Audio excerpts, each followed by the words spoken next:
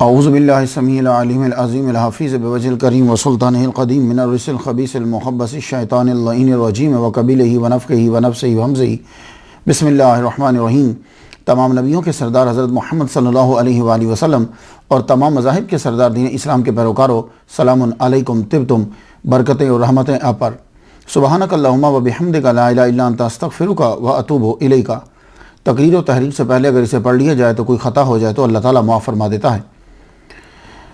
मैं और हम सब इकरार करते हैं कि कोई नबी, कोई वली, कोई जिन, कोई परी, कोई फ़रिश्ता अल्लाह ताला के बराबर नहीं है। जो अल्लाह ताला का शरीक ठहराए वो मुशरिक है, और जो मोहम्मद सल्लल्लाहु अलैहि वसल्लम की तौहीन करे वो दोज़खी है। शैतान सबसे पहला तौहीद परस्त आबिद व ज़ाहिद था, जिसने नबी की तौहीन की और काफिर हुआ, दोज़खी हुआ। ईमान क्या है? ये अजीम पैगाम अजीम सनद के साथ समात कर रहे हैं। इमाम रिज़ा अलैहिस्सलाम अपने वालिद मूसा काज़िम से बयान करते हैं, वो अपने वालिद इमाम जाफ़र सादिक से बयान करते हैं, वो अपने वालिद इमाम मोहम्मद अल बाकिर अलैहिस्सलाम से बयान करते हैं, वो अपने वालिद ग्रामी इमाम ज़ैनुल आबिदीन से बयान करते हैं, वो अपने वालिद ग्रामी इमाम हुसैन अलैहिस्सलाम से बयान करते हैं, वो अपने वालिद ग्रामी मौला अली अलैहिस्सलाम से बयान करते हैं। उन्होंने मोहम्मद मुस्तफ़ा सल्लल्लाहु अलैहि वसल्लम से सुना। हुज़ूर ने फरमाया, अल ईमानो मारिफ़तुन बिल क़ल्बि व क़ौलुन बिल लिसानि व अमलुन बिल अरकानि। ईमान तीन चीज़ों का नाम है: दिल से जानना, ज़ुबान से इकरार करना, और उसके बाद अपने अज़ा से अमल करना अपनी इस्तिताअत के मुताबिक। हाज़ा रहमतुम मिन रब्बी। आज की गुफ्तगू जो है वो 106 नंबर पर पहुंच गई। ये हमारी पिछली तकरीर का एक हिस्सा भी है, और आज जिस हस्ती को हम सरनामा कलाम बना रहे हैं उस हस्ती को सिब्ते रसूल, सैयद शबाब अहल जन्ना, सैयद शुहदा हज़रत इमाम हुसैन बिन अली अलैहिस्सलाम कहा जाता है। तारीख़ विलादत 5 शाबान 4 हिजरी 10 जनवरी 626 ईस्वी है, और तारीख़ शहादत 10 मुहर्रमुल हराम 61 हिजरी 10 अक्टूबर 680 ईस्वी बनती है। आज 2016 में आपको दुनिया से गए हुए 1336 शमसी साल हो चुके हैं। आपका मज़ार इराक़ के शहर करबला में है। हमारे दातागंज बख्श अली हुजवेरी रहमतुल्लाह अलैह कश्फुल महजूब में फरमाते हैं कि इमाम हुसैन मुहक्किकीन औलिया अल्लाह में से हैं और अहले सिफा का किबला हैं और करबला के कतील हैं। अहले तरीक़त यानी सूफिया और औलिया अल्लाह आपके हाल की दुरुस्तगी पर मुत्तफ़िक़ हैं। जब तक हक़ ज़ाहिर रहा आप हक़ की इत्तबा करते रहे, और जब हक़ पोशीदा हुआ तो आपने तलवार को उठा लिया। सिब्ते रसूल हदीस नंबर 140 है। इब्न माजा याला बिन मुर्रा कहते हैं, सल्लल्लाहु अलैहि वसल्लम के साथ एक दावत में खाना खाने गया। वापसी पर देखा कि हज़रत हुसैन जो है वो गली में खेल रहे हैं। मोहम्मद मुस्तफ़ा सल्लल्लाहु अलैहि वसल्लम लोगों से आगे बढ़े, हाथों को फैलाया, तो यानी कि मेरे करीब आओ। तो बच्चा जो है वो इधर उधर दौड़ने लगा।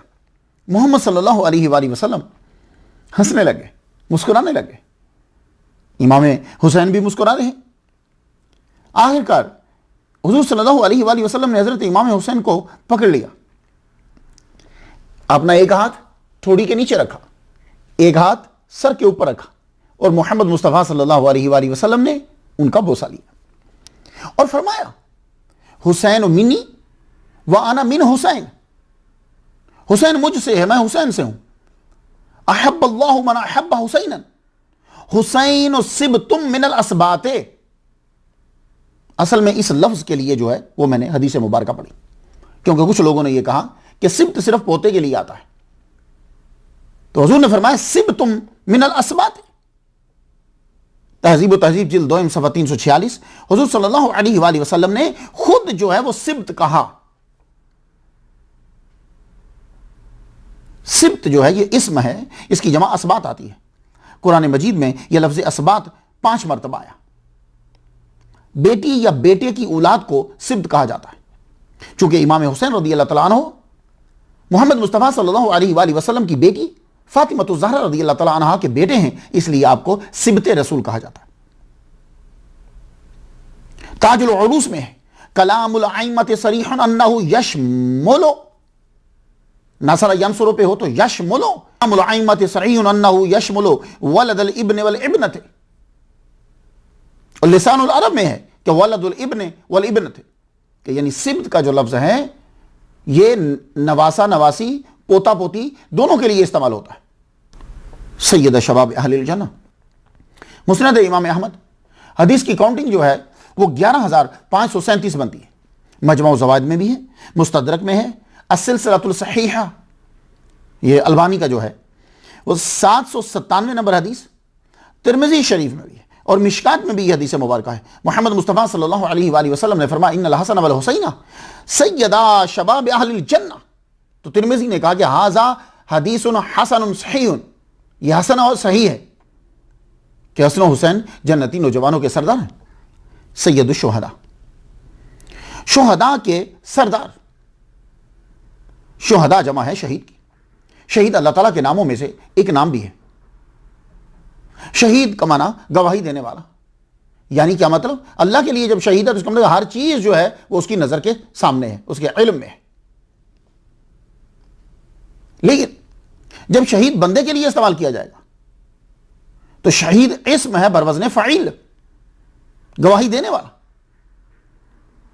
और शहीद यह नाम मोहम्मद मुस्तफ़ा सल्लल्लाहु अलैहि वसल्लम ने उस फर्द मोमिन को दिया जो अल्लाह की राह में मुशरिकों के हाथों, गैर मुस्लिमों के हाथों कत्ल कर दिया जाए या मुसलमानों के हाथों जुल्मन कत्ल हो जाए और दियत वाजिब ना हो, उसको कहते हैं शहीद।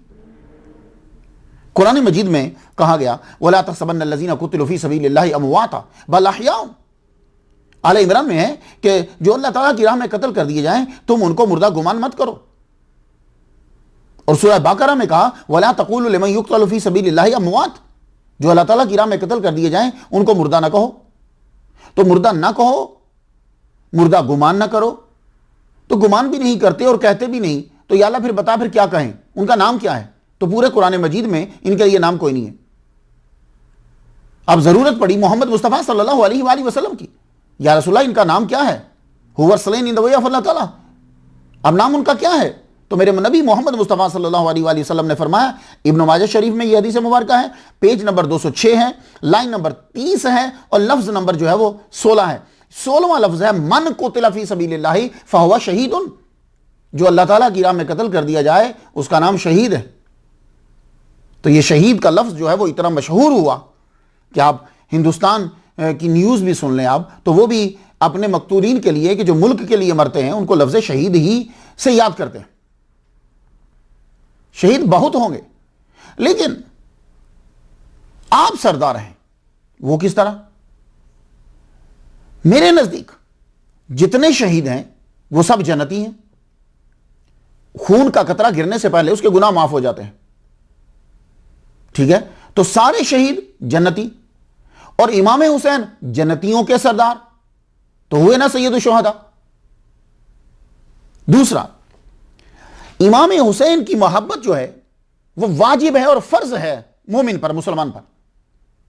यह मैं नहीं कह रहा, इब्न तैमिया ने कहा है कि मोहब्बतुहुम वाजिबुन फर्जुन, तो उनकी मोहब्बत वाजिब। तो भाई जिसकी मोहब्बत तुम पर लाजिम है तो वो तुम्हारा सरदार हुआ ना।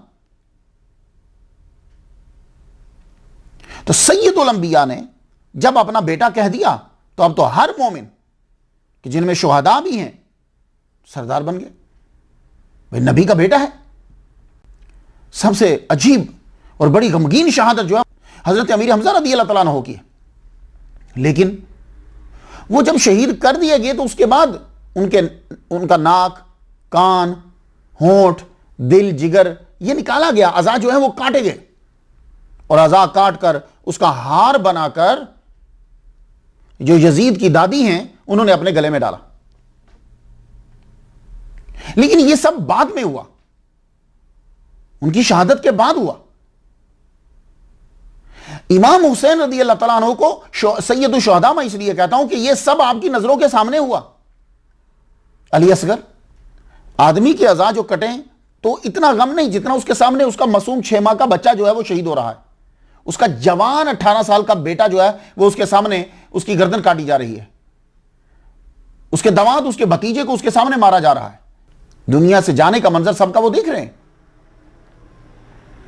तो इस लिहाज से ये सैयदुश शुहदा है। आप सैयदुश शुहदा हैं कि आपकी शहादत की खबर, अभी आप 5 साल के हैं, इससे भी छोटे हैं, कि मोहम्मद मुस्तफ़ा सल्लल्लाहु अलैहि वसल्लम को पहले से बता दिया गया और आपकी शहादत की खबर आपके रिश्तेदारों को मालूम थी। इज़ालतुल खुफा ये किताब का नाम है, फसल पंजम है, बयान फितना सानिया के उन्वान में लिखा है कि उम्मे फजल हुजूर की चच्ची कहती है कि मैं एक रोज इमाम हुसैन रज़ी अल्लाह तआला अन्हु को लेकर मोहम्मद मुस्तफ़ा सल्लल्लाहु अलैहि वसल्लम के पास गई। मैंने जाकर हुजूर को दिया, हुजूर सल्लल्लाहु अलैहि वसल्लम ने एक तरफ रखा तो आप मुंह आपका दूसरी तरफ। मैंने उधर उस तरफ जाकर देखा तो हुजूर सल्लल्लाहु अलैहि वसल्लम रो रहे हैं, आपकी आंखों में आंसू जारी हैं। मैंने अर्ज की, या रसूल अल्लाह क्या हुआ, आप क्यों रो रहे हैं? तो हुजूर सल्लल्लाहु अलैहि वसल्लम ने फरमाया कि जिब्रील मेरे पास आए हैं, उन्होंने मुझे खबर दी है कि आपकी उम्मत आपके इस बेटे को शहीद कर देगी, और मेरे पास इनकी जो तुरबत की सुर्ख मट्टी है वो भी वो लेकर आए हैं। ये बात जो है ये मोहम्मद मुस्तफ़ा सल्लल्लाहु अलैहि वसल्लम ने हजरत उम्मे सलामा को भी बताई जो आपकी ज़ौजा है, हजरत अली को भी ये बात बताई, बीबी फातिमा तो ज़हरा रज़ी अल्लाह तआला अन्हा को भी ये बात मालूम थी। इस हदीस को अल्लामा अलबानी ने सिलसिलातुस सहीहा दोइम 484 हदीस नंबर 821 के तहत बयान किया। एक मफहूम जो है वो तबारानी ने और मजमा ज़वाद ने यूं बयान किया है, कहते हैं खालिद कहते हैं कि मैंने हुजूर सल्लल्लाहु अलैहि वसल्लम को फरमाते हुए सुना, इन्नकुम सतुब्तलून फी अहले बैती मिन बादी, अन करीब क्या होगा, तुम मुब्तला किए जाओगे मेरे बाद मेरी अहले बात के सिलसिले में, यानी तुम्हारी आजमाइश होगी। शहादत की खबर वाली जो हदीस है ये आपको मुस्तदरक में मिलेगी, तबकात इब्न साद में मिल जाएगी, मोजमुल कबीर में मिलेगी, खसाइस कुबरा में मिलेगी, सिर्र शहादतैन में मिलेगी, अल बिदाया वन निहाया सफ़ा 199 जिल्द 8वीं पे मिलेगी, तहजीब तहजीब के सफ़ा 347 पे आपको ये हदीस मुबारक मिलेगी। कौन सी? जिसमें हुजूर सल्लल्लाहु अलैहि वसल्लम ने उनकी शहादत की खबर पहले से दे दी थी। अब आ जाइए हुसैन, ये आपका जाती नाम, असली नाम है। ये लफ्ज़ हुसैन लफ्ज़ हसन की तस्गीर है। तस्गीर किसे कहते हैं? Reduction in the size, number और अमाउंट ऑफ समथिंग, ये तस्गीर होती है, छोटापन। रजुलन बंदा, रुजैल छोटा बंदा, तो हसन की तस्गीर बनेगी हुसैन। तो हुसैन वैसे भी 1 साल छोटे हैं इमाम हसन से, तो हसन का माना खूबसूरत, खूबी, भलाई, तो हुसैन में तस्गीर के माना जो है वो पाए जाएंगे। इमाम हुसैन माशाल्लाह क्या मकाम है आपका, लेकिन बहरहाल इमाम हसन बड़े भाई हैं। इमाम हुसैन को तो करबला में दुख दिए गए, लेकिन इमाम हसन अलैहिस्सलाम को रोजाना 9 साल तक आपको टॉर्चर किया गया। एक आदमी सल्तनत को छोड़कर एक आम आदमियों जैसी जिंदगी गुजार रहा हो और फिर उस गवर्नमेंट के करिंदे जो हैं वो बहाने बहाने से तंग कर रहे हो, क्या अजीब आलम होता होगा। हुसैन है उसदुल गाबा, सफ़ा 278 अरबी, अल हसन वल हुसैन मिन अस्माए अहलिल जन्नह लम यकूना फिल जाहिलियत। ये हसन और हुसैन जो हैं ये जन्नतियों के नाम हैं और जमाना जहालियत में नहीं थे। मोहम्मद मुस्तफ़ा सल्लल्लाहु अलैहि वसल्लम के सदके से ये आपके बेटों को अता हुए। तो नाम से बरकत कुछ हासिल करी। गुफ्तगू आगे बढ़ाते हैं। सारी उम्मत मुस्लिमा की हज़रत मोहम्मद मुस्तफ़ा सल्लल्लाहु अलैहि वसल्लम के बाद मौला अली शेर खुदा रज़ी अल्लाह तआला अन्हु, मौला अली की बीवी फातिमा ज़हरा रज़ी अल्लाह तआला अन्हा से शादी हुई। अल्लाह ताला ने इनको दूसरा बेटा अता फरमाया 4 हिजरी को, 5 शाबान को। मोहम्मद मुस्तफ़ा सल्लल्लाहु अलैहि वसल्लम को इतला दी गई, मेरे नबी तशरीफ लाए। आपने आकर नाम रखा हुसैन। उसदुल गाबा जिल्द 2 में है, सफ़ा 15 पे हजूर सल्लल्लाहु अलैहि वसल्लम ने इमाम हुसैन के कान में अजान दी। बाल जो है वो मुड़े गए, अकीका किया गया। 2 मेंढे जो है वो ज़िबा किए गए और वो जो बाल थे, बालों का वजन किया गया चांदी के बराबर, और फिर वो चांदी सदका की गई। हजूर सल्लल्लाहु अलैहि वसल्लम के साथ 6 साल 7 महीने इमाम हुसैन ने गुजारे। अमेरिका का एक अदारा है फैक्ट्स फॉर लाइफ। यह अदारा 1989 में कायम हुआ। यह अदारा क्या करता है कि बच्चों के मुतल्लिक तहकीक करता है और दुनिया को देता है। कि एक तहकीक है वो मैं आपकी नजर करना चाहता हूं, आपको मालूम हो जाए कि वो जो साल उन्होंने हुजूर सल्लल्लाहु अलैहि वसल्लम के साथ गुजारे हैं वो कितने इंपॉर्टेंट थे। The first 5 years of a child's life are fundamentally important. They are the foundation that shapes children's future, health, happiness, growth, development. इसको पढ़ने के बाद, यानी कि पहले जो साल हैं बच्चे के, उसमें उसकी ग्रोथ होती है, वो बहुत इंपॉर्टेंट है। उसके जहन की ग्रोथ होती है, फ्यूचर, सेहत, खुशी, ये सारी चीजें उन्हीं पहले 3 साल के अंदर जो है वो डेवलप हो रही हैं। उसकी ब्रेन जो है वो बढ़ रहा है इसी के अंदर। तो अब इसको पढ़ने के बाद आप पढ़ो कि हुजूर सल्लल्लाहु अलैहि वसल्लम ने कैसी तरबियत की हजरत इमाम हसन की और इमाम हुसैन की, कि आप सल्लल्लाहु अलैहि वसल्लम ने 5 साल में ऐसी तरबियत कर दी दोनों की कि आपने उनकी 5 साल की उम्र में फरमा दिया, अभी वो 5 साल के हैं, फरमा दिया कि ये दोनों बच्चे मेरे जन्नती नौजवानों के सरदार हैं। सिर्फ जन्नती ही नहीं, जन्नती नौजवानों के सरदार हैं। तो जन्नती होना आसान कोई नहीं है, बहुत मुश्किल है।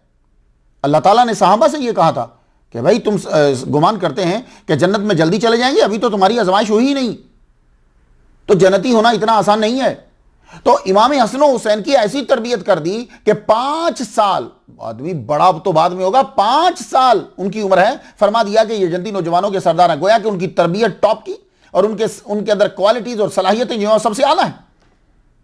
अब जन्नती कौन होता है, सादा समझ लीजिए कि पहले जन्नती कौन है। मैं कुछ आयत आपकी नजर करना चाहता हूं। सूरह हज की आयत नंबर 14 है। अल्लाह ताला फरमाता है इन्नल्लाहा युदखिलुल लज़ीना आमनू व अमिलुस सालिहाति जन्नातिन तजरी मिन तहतिहा अल-अनहार। अल्लाह ताला दाखिल करेगा मोमिनीन को और अमले साले करने वालों को जन्नत में। सूरह फतह की आयत नंबर 17 पे फरमाया वमन युतिइल्लाह व रसूलहू युदखिलहु जन्नातिन तजरी मिन तहतिहा अल-अनहार। जो अल्लाह और उसके रसूल की अताअत करेगा अल्लाह ताला उसको जन्नत में दाखिल करेगा। सूरह कलम की आयत नंबर 34 पे कहा इन्ना लिल मुत्तकीना इंदा रब्बिहिम जन्नातिन नईम। जो मुत्तकीन है ना वो जन्नातिन नईम में है। तो जन्नती होने के लिए शर्त है कि मोमिन हो, अमले साले हो, अल्लाह रसूल की अताअत करता हो और वो अताअत हमेशा से हो, यानी मुत्तकी यानी हमेशा परहेजगार रहे। ये जन्नती होने के लिए है। तो सरदार होने के लिए तो और क्वालिटी चाहिए। अगर आप मास्टर हैं तो मास्टर की एक क्वालिटीज हैं, शरायत कंडीशंस हैं। तो जो हेड मास्टर होगा, जो प्रिंसिपल होगा, उसकी और होंगी। तो जन्नती की जब है तो जो जन्नतियों का सरदार है उसके अंदर सलाहियतें कितनी होंगी। ये तो हुजूर सल्लल्लाहु अलैहि वसल्लम ने क्या तरबियत की हुसैन की कि 6 साल 7 महीने में ऐसी जबरदस्त तरबियत कर दी आपने कि फरमाया ये सरदार हैं। और ऐसी तरबियत फरमा गए कि ऐलान कर दिया, ये फरमा दिया। तिरमिज़ी शरीफ हदीस नंबर 3718 पे है। और ये ऐलान आम ऐलान नहीं, हिज्जतुल विदा में ऐलान करा। आप अपनी ऊंटनी पे जलवा फरमा है, मकाम अरफात में आप ऐलान कर रहे हैं और ये ऐलान बड़ा अहम है। इस ऐलान का तज़किरा किया तिरमिज़ी शरीफ ने अय्युहन्नास इन्नी क़द तरक्तु फ़ीकुम मा इन अख़ज़्तुम बिही लन तदिल्लु किताबल्लाहि व इतरती अहल बैती। कि यानी मैं तुम्हारे अंदर छोड़े जा रहा हूं, पकड़े रखोगे तो गुमराह नहीं होगे। एक चीज किताब है, दूसरी मेरी अहले बैत है। यह भी एक तरबियत की तरफ इशारा है कि यानी मैंने हसन हुसैन की ऐसी तरबियत कर दी है कि अब तुम इनको फॉलो करो। यहां से अंदाजा लगाओ कि क्या कुछ पढ़ा दिया होगा मोहम्मद मुस्तफा सल्लल्लाहु अलैहि वसल्लम ने अपने दोनों नवासों को और अपनी अहले बैत को, कि सारी कौम को उनके पीछे लगा रहे हैं। तो जाहिल के पीछे तो नहीं ना लगाएंगे, फासी के पीछे तो नहीं ना लगाएंगे, कम अकल के पीछे तो नहीं लगाएंगे, ऐसे के पीछे लगाएंगे कि जिसके अंदर सब कुछ हो। कि यानी तुम कुरान मजीद को पकड़ लो और अहले बैत को पकड़ लो, पता चला कि दोनों एक ही हैं। कुरान जो है वो लिखा हुआ है और अहले बैत जो है वो उसकी अमली तस्वीर है। अल्लाहु अकबर जल्ल शान। और अताअत बगैर मोहब्बत के नहीं होती। इसलिए मोहम्मद मुस्तफा सल्लल्लाहु अलैहि वसल्लम फरमाते हैं, यह हदीस तिरमिज़ी शरीफ 3722 है कि अल्लाह से प्यार करो कि वो गजा देता है, मुझसे प्यार करो अल्लाह की रजा के लिए, और वअहिब्बु अहल बैती बिहुब्बी, और मेरी अहले बैत से मोहब्बत करो मेरी मोहब्बत की वजह से। ये ताकीदी जुमले बार बार क्यों बोले जा रहे हैं? इतनी अहादीस मुबारका को छोड़कर कुस्तुनतुनिया पे रुके हुए, जहां डाउटेड है। वाज़े अहादीस मुबारका पे जरा ध्यान दीजिए। एक और हदीस मिशकात शरीफ, अहले बैत के फजाइल में यह हदीस है, उज़क्किरुकुमुल्लाह फी अहले बैती, उज़क्किरुकुमुल्लाह फी अहले बैती। ये 2 बार आपने जुमला कहा, मैं अहले बैत के मुतालिक तुम्हें अल्लाह से डराता हूं। क्या मतलब? मेरे अहले बैत को तकलीफ मत पहुंचाना। मेरा ख्याल है कि इसके बाद अब बताने की जरूरत नहीं है कि इमाम हुसैन रज़ी अल्लाह ताला अन्हु ने कितना पढ़ा है, कितनी तलीम थी आपके पास। हुज़ूर सल्लल्लाहु अलैहि वसल्लम के ज़ाहिरी तौर पर पर्दा फरमा जाने के बाद हर खलीफा ने इमाम हुसैन रज़ी अल्लाह ताला अन्हु से बड़ी मोहब्बत की, अपने बच्चों से बढ़कर प्यार करते थे। बल्कि एक मरतबा तो हज़रत उमर रज़ी अल्लाह ताला अन्हु ने यह तक फरमा दिया इमाम हुसैन से, क्या मेरे बेटे, ये सब कुछ तुम्हारे नाना का है। इवन कि हमारे सर पर जो बाल हैं, यूं आपने अपनी पगड़ी हटाकर फरमा लगे, ये जो बाल हैं ये भी तुम्हारे नाना के सदके से। मतलब क्या? कि हमारी इज्जत जो है वो तुम्हारे नाना के सदके से। अब बताओ यार, इससे बढ़कर जुमला और क्या हो सकता है? इमाम हुसैन रज़ियल्लाहु तआला अन्हु Guinness book of the world में इमाम हुसैन रज़ियल्लाहु तआला अन्हु का नाम है, लिहाज से आपका नाम है कि हर जुबान की शायरी के अंदर आपका तज़किरा जरूर हुआ है कहीं ना कहीं। जोश मिली आबादी ने सच कहा था, इंसान को बेदार तो हो लेने दो, हर कौम पुकारेगी हमारे हैं हुसैन। हुजूर सल्लल्लाहु अलैहि वसल्लम ने तो पहले ही कह दिया था, हुसैन मिन्नी वाना मिन हुसैन, हुसैन मुझसे है, मैं हुसैन से हूं। हुसैन मुझसे है, मेरा नवासा है, मैं हुसैन से हूं, मेरे मिशन की तकमील वही करेगा। Mahatma Gandhi father of India ने कहा, I learn from Hussain how to achieve victory while being oppressed. My faith is that the progress of Islam does not depend on the use of sword, but the result of supreme sacrifice of Imam Hussain radiyallahu ta'ala anhu. Jawaharlal Nehru ने कहा, Hazrat Imam Hussain radiyallahu ta'ala anhu sacrificed his all, but he refused to submit to a tyrannical government. Muhammad Ali Jinnah, father of Pakistan ने ये कहा, every Muslim in particular must learn a lesson from his life and should seek guidance from him. Rabindranath Tagore ने कहा, in order to keep alive justice and truth, instead of an army or weapons, success can be achieved by sacrificing lives. Exactly what Imam Hussain radiyallahu ta'ala anhu did. Imam Hussain is the leader of humanity.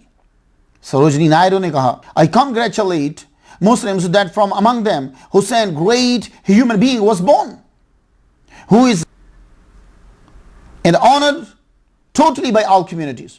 Thomas Carlyle, Scottish Morrikh ने ये कहा, the best lesson which we get from the tragedy of Karbala is that Hussein and his companions were rigid believers in God. Kanwar Mahendra Singh Bedi, मशहूर Indian शायर ने Dubai में कलाम पढ़ते हुए कहा, जिंदा इस्लाम को किया तूने, हक को बातल दिखा दिया तूने, जी के मरना तो सबको आता है, मर के जीना सिखा दिया तूने, मुझको भी अपनी गुलामी का शरफ दे दी जो, खोटा सिक्का भी तो आका कभी काम आता है। और एक और सिख हैं सरदार निजाम सिंह, उन्होंने यूं नजराना अकीदत पेश किया, कुरान और हुसैन का मजमून एक है, इन दोनों लफ्जों का हर्फ नून एक है, गमे जहां का मदावा कोई नहीं करता, ये काम तेरे अलावा कोई नहीं करता, रसूल होने का दावा तो कई करते हैं, हुसैन होने का दावा कोई नहीं करता। यह सरदार निजाम सिंह का कलाम। उत्तर प्रदेश जिला बांदा 2016 से 266 साल कबल यहां चपाट राव ने याद हुसैन मनाने का आगाज किया। सिर्फ मुसलमान ही नहीं, सिखों का कलाम मैंने आपको सुना है, अब जरा हिंदुओं का सुन लीजिए। तो 266 साल कबल याद हुसैन मनाने का आगाज यहां किया, उत्तर प्रदेश के इस जिला के अंदर। और आज भी 10 मुहर्रम को यहां हिंदू जो है वो इकट्ठे हो जाते हैं, आग जलाई जाती है, जब उनके कोयले बन जाते हैं तो फिर वो हिंदू उनके अंदर से गुजरते हैं, वो जो आग जली है उसके ऊपर से गुजरते हैं और यूं हाथ के साथ यूं कोयलों को ऊपर उछालते हुए फिर बाहर चले जाते हैं। पूछा कि आप लोग ऐसा क्यों करते हो? कहने लगे कि जब वो कोयले पांव को और हाथों को जलाते हैं तो बॉडी को तकलीफ का एहसास होता है, तो इमाम हुसैन की तकलीफ याद आती है, वो इससे भी बढ़कर है। तो 10 मुहर्रम को सिख भी जो हैं ये भी अपने गुरुद्वारों के अंदर इमाम हुसैन का खास तौर पर जिक्र करते हैं 10 मुहर्रम को। तो एक शख्स साहब से पूछा कि भाई आप 10 मुहर्रम को कड़ा प्रसाद देते हो, इनकी याद करते हो? क्या लगे हाँ, हमें अपने गुरु अर्जन देव जो हैं उनकी याद आ जाती है। पूछा वो क्यों? कहने लगे ये जो गुरु अर्जन देव थे, इनको जहांगीर ने जो है वो कत्ल का ऑर्डर दिया था। अब जहांगीर बादशाह जो गुजरा है वो आप लोग तो सब जानते ही हो कि उनके अपने फैसले नहीं होते थे, उनके फैसले उनकी बीवी और उनके ब्रदर इन लॉ किया करते थे। इसलिए कई जगहों के ऊपर सिर्फ अगर जहांगीर का ऑर्डर होता था तो वो तस्लीम ही नहीं करते थे जब तक कि उनकी बीवी और उनके ब्रदर इन लॉ की स्टैंप नहीं होती थी। क्यों? ये हर वक्त नशे में धुत रहते थे। हो सकता है कि उसी नशे के आलम में ही इन्होंने गुरु जी को जो है वो कत्ल का ऑर्डर दे दिया हो। लेकिन एक बात मैं आपको बता दूं, मोहम्मद मुस्तफ़ा सल्लल्लाहु अलैहि वसल्लम जब किसी आर्मी को भेजते थे तो आप पहले उन्हें कहा करते थे कि देखो बच्चों को, औरतों को और जो मजहबी लीडर हैं उनको टच नहीं करना, फसलों को, अमारात को, मजहबी अमारात को, इनको नहीं है। कुरान मजीद के अंदर तो ये अव्वली फर्ज है कि मजहबी अमारात को बचाना। बात याद रखिएगा। अब मेरा टॉपिक नहीं है, वरना ये टॉपिक मेरा दूसरा है। आप ये ज़हन में रखिए कि जो खालिसतन मजहब के साथ खास हो जाते हैं तो इस्लाम की तरफ से ये ऑर्डर आता है इन्हें टच नहीं करना। तो वो जहांगीर साहब नशे में धुत होंगे और आपका इंतकाल भी इसी वजह से ही हुआ।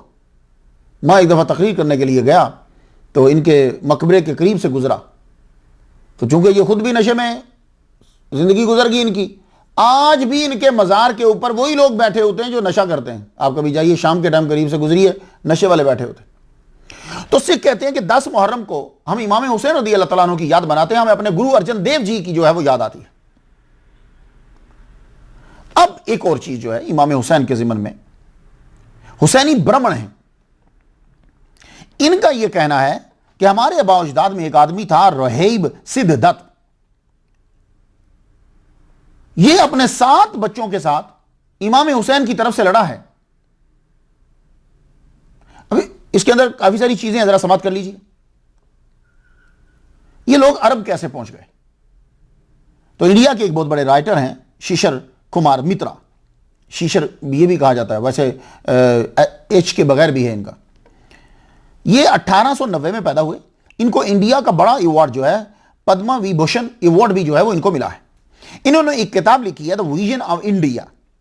इनका कहना है कि अलेक्जेंडर के बाद लोग अरब इराक के कुरब में रहने लग गए, ये हिंदू जो थे, और ये लोग ताजर थे, और ये लोग औलाद हैं ऋषि भरद्वाज के। इनके बगौल दत्त खानदान ने अफगानिस्तान के इलाकों में भी हुकूमत की है, दत्त जिनके लास्ट नेम आता है जिनका। द विजन ऑफ इंडिया के सफा 183 पे इन्होंने लिखा है कि रोहेब जो था सिद्धदत्त, इसके 7 बच्चे जो हैं वो इनके साथ थे, साखुस राय, हरजस राय, शेर खान, रायपुन, राम सिंह, दाहुरो, फौरू, ये 7 बच्चे जो हैं इनके साथ थे। और जब यजीद के साथ लड़ाई हो रही थी तो ये इमाम हुसैन के साथ, तो ये उनकी औलाद हैं हुसैनी ब्राह्मण। और हुसैनी ब्राह्मण जो हैं ये सिंध में, सिंध पाकिस्तान में, महाराष्ट्र में, राजस्थान में, कश्मीर में और दिल्ली में ये पाए जाते हैं। लेकिन शिया स्कॉलर मौलाना हसन जफर नकवी का यह कहना है कि हुसैनी ब्राह्मण की करबला से निस्बत तो है, मगर वाकया क्या है, तहकीक की जरूरत है। उनके बकौल राजस्थान का एक राजा था जिसने हजरत इमाम हुसैन अलैहिस्सलाम का सुना, वो यहां से उनकी हेल्प के लिए चला, लेकिन जब वो पहुंचा वहां करबला में तो इमाम हुसैन की शहादत हो चुकी थी। तो फिर वो उनकी कब्र के ऊपर मुजावर बनकर बैठ गया। तो कहते हैं कि ये वहीं इसने जान दे दी, वहां कब्र है बकौल मौलाना हसन जफर नकवी के, कि उसकी कब्र वहां है। उसके चाहने वाले जो हैं वो फिर बाद में राजस्थान वापस आ गए और यहां आकर जो है उन लोगों ने सिलसिला जो है वो इमाम हुसैन से अकीदत का सिलसिला जो है वो शुरू कर दिया। तो एक हुसैनी ब्राह्मण का ये कहना है, उसने निशान दिखाया यहां, कहता है कि बाई बर्थ जो उनकी औलाद में से हैं उनकी गर्दन के ऊपर एक निशान होता है। तो वो कहना था कि 30% 40% जो है इस नस्ल के अंदर सब में निशान है और ये बाई बर्थ है, मेरा है, मेरा बेटा पैदा हुआ है उसके यहां भी है, ये भी उनकी बात। तो ये इमाम हुसैन रदी अल्लाह तआला अन्हु से सब मोहब्बत रखते हैं, लेकिन मोहब्बत जो है वो तभी पाया तकमील तक पहुंचती है अगर अल्लाह और उसके रसूल, अल्लाह की तौहीद का इकरार कर लिया जाए, रसूल अलैहि वसल्लम की रिसालत का इकरार जो है वो कर लिया जाए। इमाम हुसैन रदी अल्लाह तआला अन्हु अपने बड़े भाई की बहुत इज्जत करते थे। अमेरिका में लोग बोलते हैं big brother is better than A super hero. इमाम हसन के लिए सुपर हीरो बहुत छोटा लफ्ज़ है। बाप के बाद बड़ा भाई बाप की जगह पे होता है। और आपने कभी हजरत इमाम हसन की मुखालफत नहीं की, आपने जो कहा वो माना। हालांकि ये एक बहुत बड़ा टर्निंग पॉइंट है। जब हजरत इमाम हसन अलैहिस्सलाम जो है वो सुलह कर रहे हैं, सल्तनत उनको दे रहे हैं, तो उसका मतलब क्या है? गुर्बत। इसका मतलब क्या है? आम जिंदगी। कौन छोड़ता है सल्तनत? कुर्सी के लिए, तख्त के लिए लोग क्या कुछ नहीं करते, दीन तक बेच देते हैं, ईमान बेच देते हैं, हर चीज बेच देते हैं कुर्सी के असूल के लिए। धड़ाधड़ झूठ बोले चले जाते हैं, बोले चले जाते हैं, बोले चले जाते हैं कि झूठ भी हाथ बांध लेता है, भाई बस कर अब। लेकिन इमाम हसन अलैहिस्सलाम तख्त को जब छोड़ रहे हैं तो इमाम हुसैन ने एक लफ्ज तक नहीं कहा, तरीक साबित करे कोई लफ्ज कहा हो, बड़े भाई यस, और उनके साथ जिंदगी गुजारी। मदीना में उनके साथ रहे, इख्तलाफ कर सकते थे, वहीं रह जाते ना, फौज तो थी इनकी, वहीं रह जा, नहीं, साथ आए वापस। तो बड़े भाई की भी कदर करनी चाहिए। बड़ा भाई बाप के बजा पे होता, लेकिन हम लोग अपने बड़े भाई को बड़े भाई के होने की सजा देते हैं। जब वक्त आता है कि बड़े भाई की इज्जत की जाए, उस वक्त तमाम जो है वो ये कहते हैं इसने क्या किया, जबकि उसका जो 1 रुपया है, जो उस बड़े भाई ने 1 रुपया तुम्हारे लिए इस्तेमाल किया, तुम्हें दिया था, वो तुम्हारे आज के 1 लाख के बराबर, इससे भी बढ़कर है। वो 1 रुपया तुम्हारे 1 लाख से अफजल है। क्यों? इसलिए कि उस बड़े भाई ने तुम्हें उस वक्त संभाला है कि जब तुम इस बड़े भाई की वजह से आज तुम 1 लाख कमाने के काबिल हुए हो। ये उस वक्त तुम्हें सहारा ना देता बाप के बाद, ये तुम्हें ना संभालता तो कहां जाते? तो लोग बड़े भाई की इसलिए कहा जाता है कि बड़ा भाई बाप की जगह पे होता है, तो उसकी ऑनर भी करनी चाहिए। सिर्फ यही नहीं कि उससे चीजें लेनी चाहिए, तेरा फर्ज है कि तू पैसे देता चल, देता चल, देता चल, देता चल, इज्जत वो हम तुम्हें नहीं देंगे क्योंकि तू तो भाई है, पैसे दे क्योंकि तू बाप है। इमाम हुसैन अलैहिस्सलाम ने अपने बड़े भाई की इज्जत करी, पीछे चले, और आपकी जब शहादत हुक्मी हुई उसके बाद आपने उनकी पूरी फैमिली का ख्याल रखा। अब सुनकर हैरान हो जाओगे, हजरत इमाम हुसैन अलैहिस्सलाम अपनी भाभी की मां की तरह इज्जत करते थे। कोई काम होता आपकी कोशिश होती कि मैं खुद जाऊं, और यूं सर झुकाए जो है वो खड़े रहते। हालांकि 1 साल का फर्क है इमाम हसन अलैहिस्सलाम से उम्र में, और उनके बच्चों को अपने बच्चों की तरह समझा और अपने बच्चों की तरह पाला। यही वजह है कि करबला के सफर में वो बच्चे आपके साथ थे। अबू बकर बिन इमाम हसन, उमर बिन इमाम हसन, अब्दुल्ला बिन इमाम हसन, कासिम बिन इमाम हसन, ये चारों ने जान दी है करबला के अंदर। तो चाचा ने जिस तरह पाला है तो फिर जान देने को दिल करता है ना भाई। मदीना मुनव्वरा में 9 साल इमाम हसन के साथ रहे।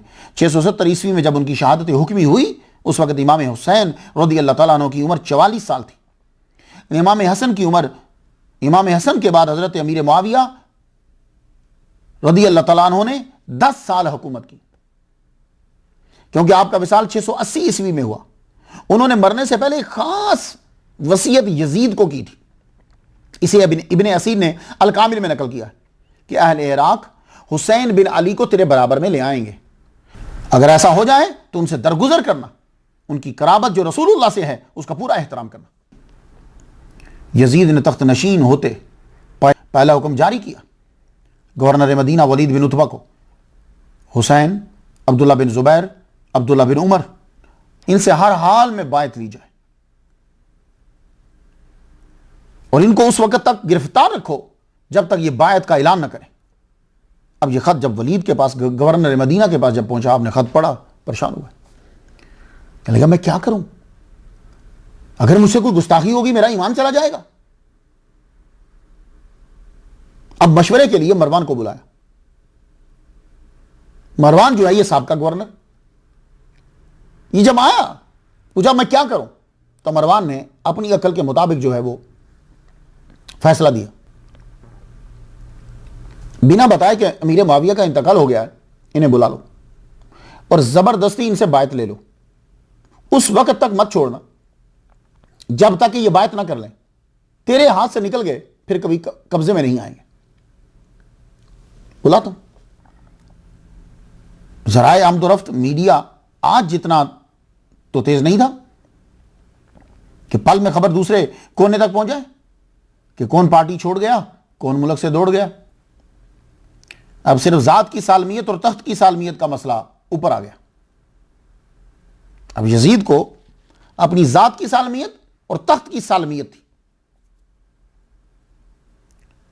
मदीना में अभी यह खबर आम नहीं हुई थी कि हज़रत अमीर मुआविया विसाल कर गए। मस्जिद नबवी में ईशा की नमाज हो चुकी थी। इमाम हुसैन रज़ी अल्लाह तआला अन्हु वहां बैठे हैं और अब्दुल्लाह बिन ज़ुबैर भी बैठे, कोई बात कर रहे होंगे। गवर्नर मदीना ने अब्दुल्लाह बिन अमर बिन उस्मान को भेजा, जाओ जाके इमाम हुसैन से और अब्दुल्लाह बिन ज़ुबैर इनसे बोलो कि आपको गवर्नर मदीना बुला रहा है। जो ही ये बच्चा आया, सलाम किया, आपने जवाब दिया, पूछने लगे किधर आए हो? कहा हुजूर आपको गवर्नर बुला रहे हैं। इमाम हुसैन रज़ी अल्लाह तआला ने उनसे कहा ठीक है आप जाइए, हम आते हैं। बाद में सोचने लगे, अब्दुल्लाह बिन ज़ुबैर से कहते हैं ये रात को तो किसी से मिलता ही नहीं, ना कभी इसने बुलाया, आज ये हमें क्यों बुला रहा है? इमाम हुसैन कहने लगे लगता है कि अमीर मुआविया का इंतकाल हो गया, और कोई रीज़न नहीं हो सकती, और ये हमसे यजीद के लिए बायत लेना चाहता है। तो कहा क्या करें? इमाम हुसैन बोले भाई बायत तो हम नहीं करेंगे, बहरहाल मैं कुछ जवानों को लेके साथ जाता हूं, देखते हैं क्या होता है। हजरत इमाम हुसैन रज़ी अल्लाह तआला अन्हु चंद जवानों को साथ लेकर गवर्नर हाउस की तरफ, वलीद बिन उतबा के मकान की तरफ बढ़े। लड़कों को बाहर खड़ा कर दिया, कहा तुम बाहर खड़े रहो, अगर ऊंची आवाज़ सुनो तो अंदर आ जाना। इमाम हुसैन रज़ी अल्लाह तआला अन्हु अंदर गए, मरवान बैठा रहा, तो अहले बैत का जो आशिक है वलीद बिन उतबा वो खड़े हो गए, मिले, सलाम किया, बैठे। तो उन्होंने ये कहा कि असल में आपको बुलाया इसलिए है कि हज़रत अमीर मुआविया का इंतकाल हो गया। इमाम हुसैन अलैहिस्सलाम ने पढ़ा इन्ना लिल्लाहि व इन्ना इलैहि राजिऊन। तो कहा यजीद का ये खत है, पढ़ लीजिए, वो बायत लेना चाहता है आपकी। इमाम हुसैन रज़ी अल्लाह तआला अन्हु ने जब ये सुना तो आपने फरमाया भाई पहले लोगों को जमा कर लो, इस तरह छुप कर तो हम बायत नहीं करेंगे, लोगों को जमा करो, वहां बात होगी, फिर फैसला होगा। यह कहकर आप उठ पड़े। जब चल पड़े तो मरवान ये कहने लगा इनको पकड़ लो, ये दोबारा तुम्हारे कब्जे में नहीं आएंगे। मगर वलीद बिन उतबा ने ऐसी हरकत नहीं की। इमाम हुसैन रज़ी अल्लाह तआला अन्हु आए। अब्दुल्लाह इब्न ज़ुबैर को जब खबर हुई तो आप गैर मरूफ रास्ते से बिना बायत किए यजीद की अपने भाई जाफर के साथ मक्का की तरफ रवाना हो गए।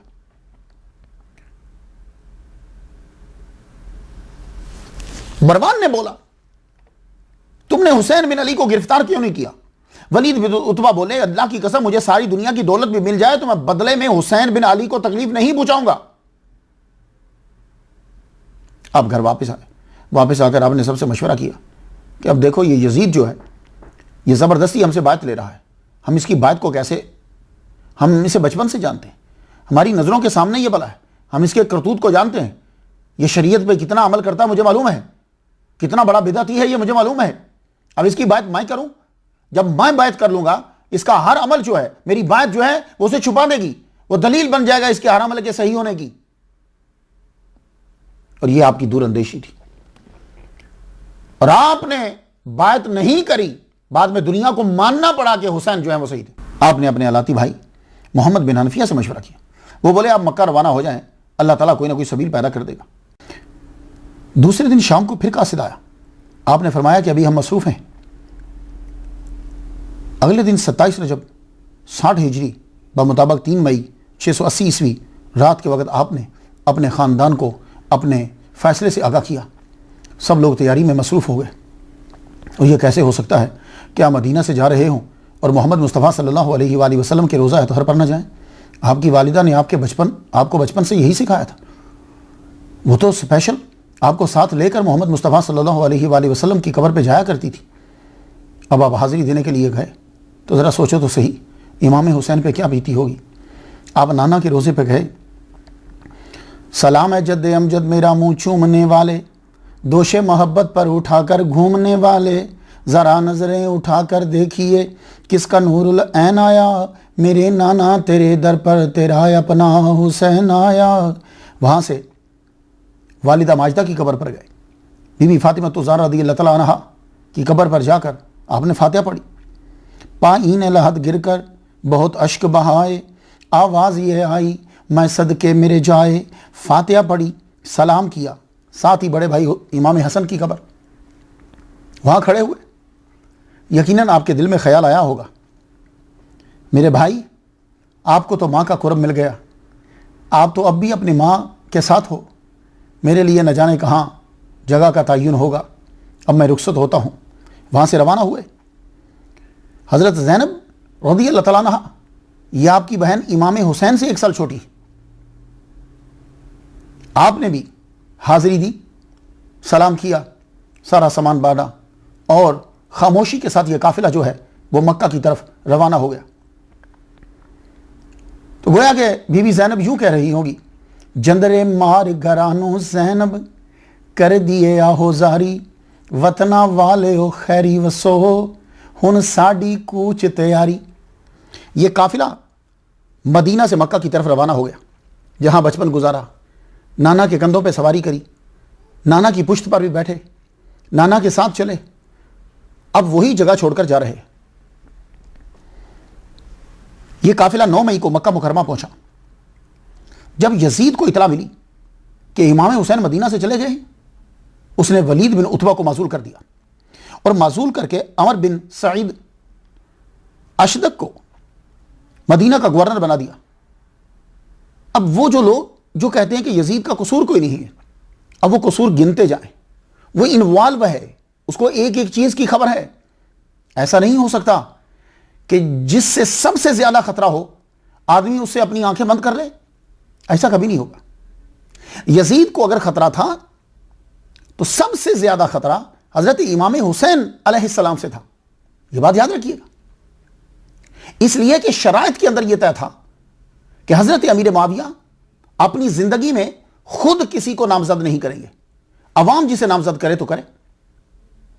यह काफिला जब मक्का पहुंचा, गवर्नर यहां से चेंज कर दिया गया, तो गवर्नर ने क्या किया कि अमर बिन जुबैर को पुलिस का अफसर बना दिया और पुलिस का अफसर बनाकर 2000 का लश्कर देकर मक्का की तरफ रवाना कर दिया कि अब्दुल्ला इब्ने जुबैर को पहले पकड़ो, उसके बाद फिर हम इमाम हुसैन अलैहिस्सलाम से निपट लेंगे। अब यह लश्कर जो है, यह 2000 का लश्कर मक्का में जब पहुंचा तो बाहर इन्होंने कयाम कर दिया, कयाम किया, हजरत अब्दुल्ला इब्ने जुबैर को वार्निंग दी, मगर यह लड़ाई हुई। अब्दुल्ला इब्ने जुबैर रज़ियल्लाहु तआला अन्हु आपके जो साथी थे, उन्होंने ऐसा हमला किया कि यह 2000 का लश्कर जो है यह वहां से भाग गया। हालांकि मक्का जब भेजी थी फौज, तो अब्दुल्ला इब्ने जुबैर रज़ियल्लाहु तआला अन्हु को गिरफ्तार करने के लिए तो अबू शुरैह खुज़ाई ने कहा था कि ऐसा मत करो, मक्का में क़िताल मत करो, मगर वो ना माने। इमाम हुसैन रज़ियल्लाहु तआला अन्हु मक्का में क़याम किया। आपने मक्का में किस जगह क़याम किया?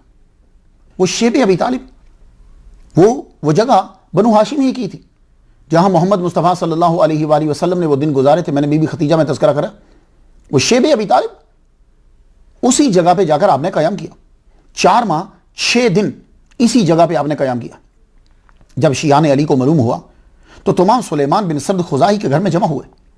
तारीख़ तबारी जिल्द 6 सफ़ा 197 पे और अहले तशय्युअ की किताब जिलाउल उयून जिल्द 2 सफ़ा 139 पे है। सुलेमान ने कहा, जबकि मुआविया दुनिया से चले गए हैं, इमाम हुसैन ने बायत यजीद से इनकार कर दिया है, वो मक्का मुअज़्ज़मा चले गए हैं, तुम उनके शिया हो, उनके बुजुर्गों और के शिया हो, अगर जानते हो कि नुसरत कर सकोगे तो खतूत लिखो और उनको यहां बुला लो। चनाचे सब ने इत्तफाक किया, एक खत लिखा और यह खत नासिखुत तवारीख जिल्द 6 सफ़ा 168 पे है, अल हयात जिल्द 2 सफ़ा 103 पे है, जिलाउल उयून मुल्ला बाकिर मजलिसी की सफ़ा 139 जिल्द 2 पे है। तर्जमा, सलाम व तारीफ के बाद अबारत यह थी, आप जल्दी तशरीफ लाएं, मसनद खिलाफत आपके लिए खाली है, मोमिनीन शियों के अमवाल और उनकी गर्दनें आपके लिए हाजिर हैं, आपके सिवा हमारा कोई पेशवा नहीं है। नुमान बिन बशीर गवर्नर कूफा के पीछे हम नमाज नहीं पढ़ते, उसे हम तस्लीम नहीं करते, जब आप तशरीफ लाएंगे हम उन्हें निकाल देंगे। 10 रमज़ानुल मुबारक को यह खत अब्दुल्ला बिन सुबैह हमदानी और अब्दुल्ला बिन दाल लेकर आपके पास पहुंचे। यह पहला खत था। फिर वक्फा से आपके पास खत आने लगे, वफूद आने लगे।